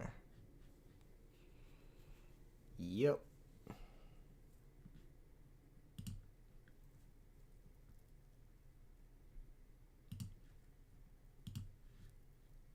Or summon Coelacanth. Activate Trunade. That ought to do it.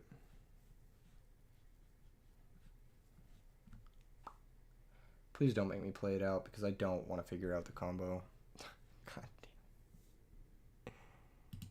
damn. He's making me figure it out. I don't know what I'm doing. Did I side out Oystermeisters? I did, didn't I? Oh, it's so stupid. Why would I do such a thing? Isn't just 2 oysters lethal? You can't attack with them. So, no. We synchro here. We get Armory Arm. We get a token. Oyster token. Fishborg. Dude, did I like miss this somehow? I wasn't supposed to synchro here, was I?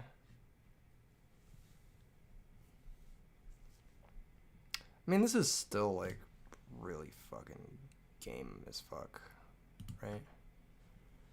How do I win this game this turn? If I bring back Fishborg, I can make. So I had to more the other one. Why I didn't have Super Ancient Deep Sea King. So I didn't know. I have to synchro with this first? No, it just doesn't.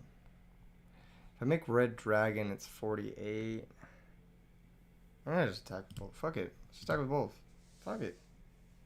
Fuck it. What's he gonna do? What's he gonna do? He just loses this. He can't beat this.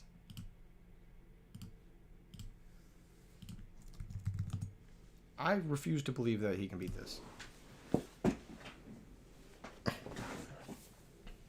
What are you gonna do? What are you doing that? Don't I have a way to stop this? Okay. When a card or effect that is targeted this card on the field, you contribute 1 other fish monster and negate that effect if you do destroy that card. So he's got Skill Drain, Fiendish Chain. Skill Drain, Fiendish Chain is how he gets through this. But that's the only way. And he has to have... He can't even Skill Drain because he's at 800. So, yeah, he can't even win. It literally has to be double Fiendish, I think. I don't even know.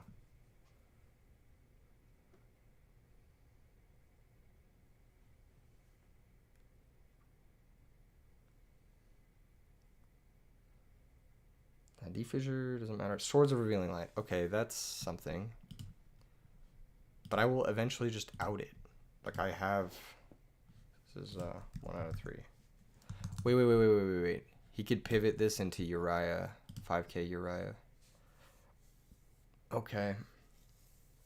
We'll give him a 50-50 then. Set, pass. 1 out of 3. Swords. Yeah, he could go flip these 3, summon Uriah.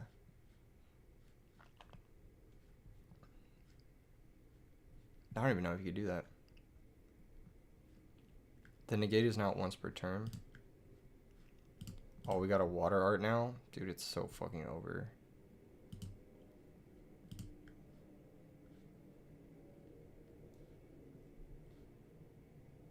I'll just pass. It's 2 out of 3.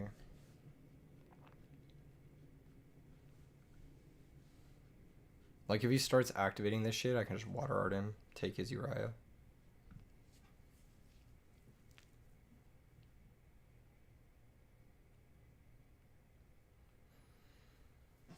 One of them's Rivalry. I don't know what the other 2 are. But if he sets Skill Drain, he can't win. Right?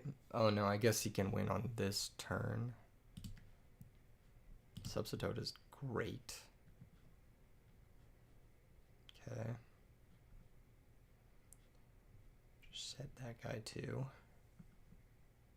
I think. Yeah. And then pass 3 out of 3. So that was the last turn for swords. But if one of these is skill drain, like, you can't even flip it. I don't even care, you know? Like, you can't even Uriah this turn. So it's like, what does he do?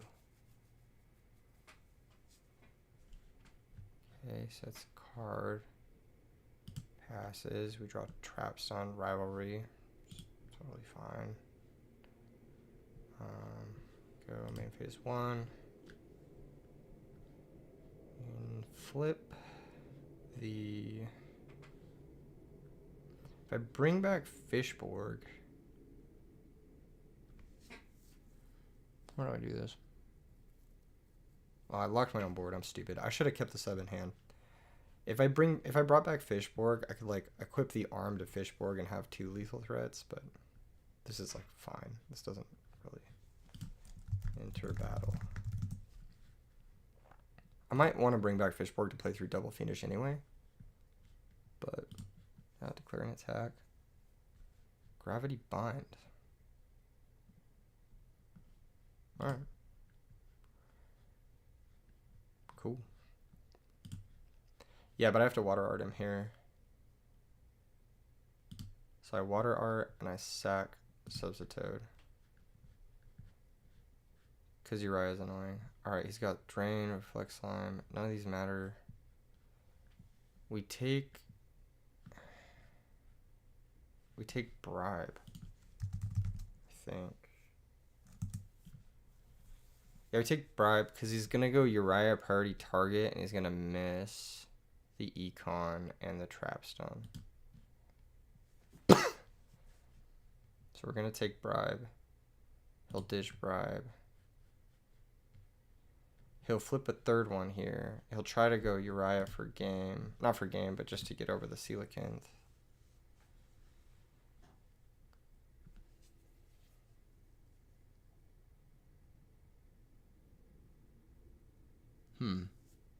What are his last 2 sets?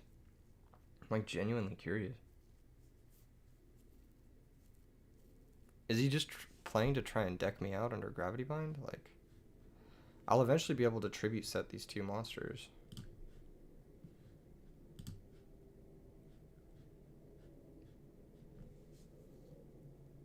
Did he have Skill Drain in hand? He did, yeah.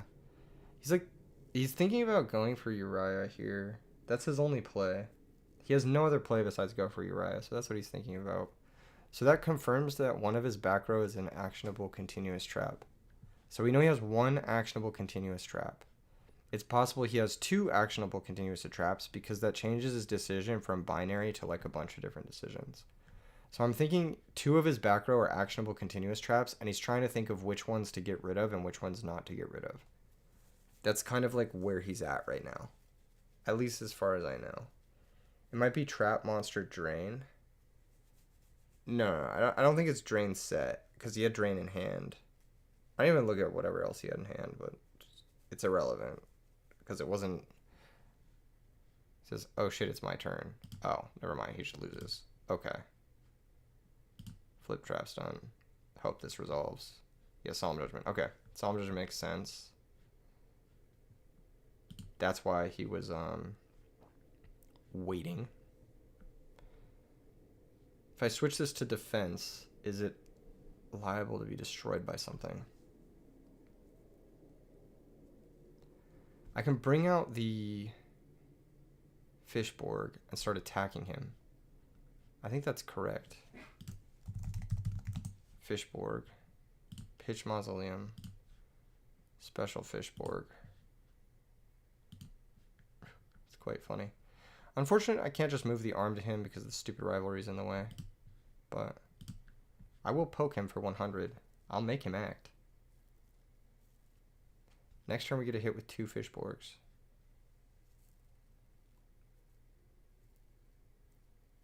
Fiendish Chain, target Fishborg Blaster. Hold on. When a card that targets this card on the field. Okay. So he's going to try to Fiendish Chain that. So now he has 3 face up. Alright. So that means live Uriah is coming next turn. He's got a 50-50 on the Uriah. Pass turn. But he has to pop his own Gravity Bind to go for it. And his own Rivalry. Unless he wants to, like, commit another card here. I have another Fishborg, too. Next turn, you can make Mistworm to push for game. I can't make Mistworm under Rivalry. You can tribute summon monsters. You can't synchro for them, I'm pretty sure, in Edison format. It's really stupid. The ruling is really stupid. Whatever it is. I just know it's dumb. That's all I know, is that Rivalry is problematic. Okay, he's going to go for the Uriah here. So the Uriah is now 1, 2, 3, 4, 5. It's 5,000, 0. Priority. All right. And he hit correctly. That's rather annoying, but it's not the end of the world. Still just, it's not game, so. It's just annoying, you know? Now I have to deal with this.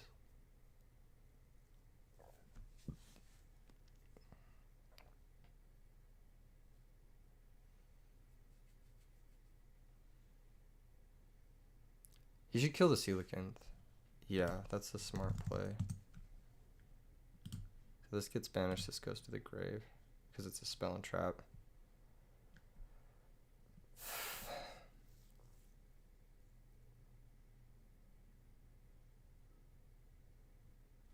Coelacanth here is lethal.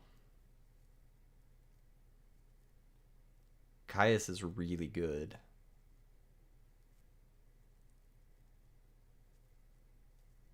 There's a lot of really good draws. Quite a few, actually. Swap Frog, Rivalry.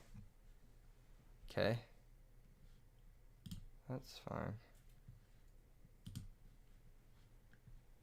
Push the defense. You think he had a second Rivalry? I think he did 2. And I will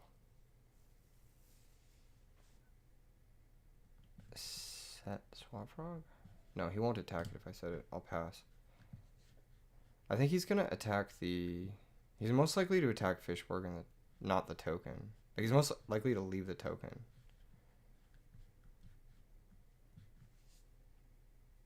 Pops the Moray. Yeah. It's a little bit unfortunate that he hit the 50-50, but it's kind of obvious I set the bluff first. The other card is a Metal Reflect Slime, but that's not relevant. Oh, it's Imperial Custom, actually. Interesting. So now this is 6,000. I definitely botched this game at some point. I just don't care to think about where.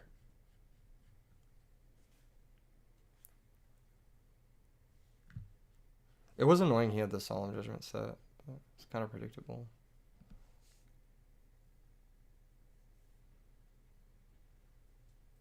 I wonder what he's going after.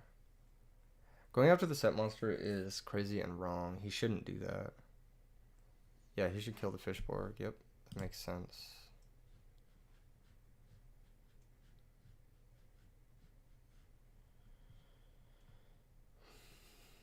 The token is a fish. Yeah, I believe it's a fish, yeah. Passes. We draw Treeborn. Cool. I'll just set that. Pass. Fishborg is banished. Yeah, that's right. That's right. This is supposed to be banished.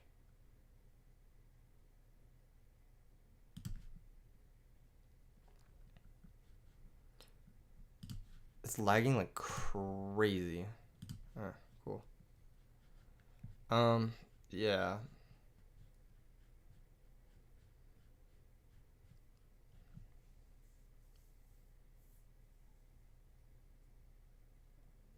He shouldn't attack this card, but it's gonna work out well for him. I think I'm gonna concede here.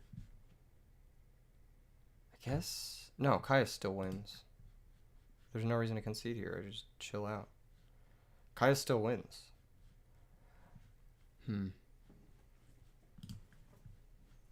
That is so fucking annoying. Halfway through my deck, no Caius. Unlucky.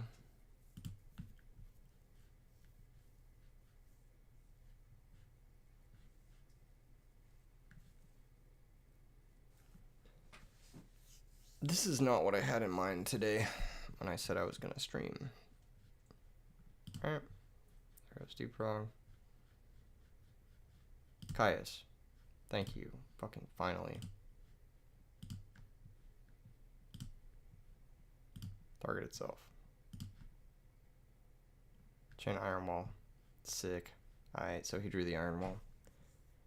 Alright, we'll just go next. I'm over it. That was cringe. Rivalry's cringe. I think we can actually side out all of the fish monsters and just bring in this shit. And I'll play Avarices and Vanity's Fiends, and yeah, cool. Oh, Gorse should be out for Death Spirit, maybe? The Death Spirit seems really good against Rivalry and shit. Then we prioritize killing the... Like you said, eventually it's just Dream Frogs with bricks. Yeah, I agree. Actually, Moray should come out too. Maybe just for the big fish only. Just for the fact that he, like, is a monster that I can summon. Says he gotta go. Ah, darn, jeez. Yeah, that looks best. Do they even have an out to set Dark Dust Spirit? Yeah, skill drain. But you never know. Yeah, set Dark Dust Spirit might just be game over for him.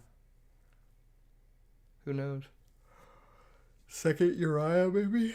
I don't even know. Maybe just attack it with the Zoma. If they attack it with the Zoma, then it doesn't kill it, though. Imperial Custom Zoma does, but it doesn't protect the Uriah. So they can't, like... They can never really beat this card. I guess. Because the stats are funny. That is really funny. I don't think they have an out to it.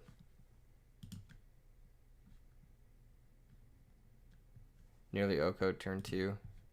That's hype. Alright, this deck is miserable. I will be deleting it immediately. It's gone forever. Heck yeah. What is this? Chaos Amaryllis. This is cursed. I would never play this deck. Kappa. Actually looks kind of fun. Alright, it's been a great stream, guys. It's been a great stream. I think I'm gonna go. I think I'm gonna go. That was a lot. Look forward to the dinosaur deck. Let me just flash that one on screen real quick. Look forward to this in the next few days. I'm gonna get the video out with it. Again, I don't think it's an amazing deck by any means, but I think it has a lot of potential, and I think someone could probably take it to another level that I have yet to accomplish. It was fun, Diamond Dude. Thank you for hanging out as well. Thank you all for hanging out. Don't forget to leave a little like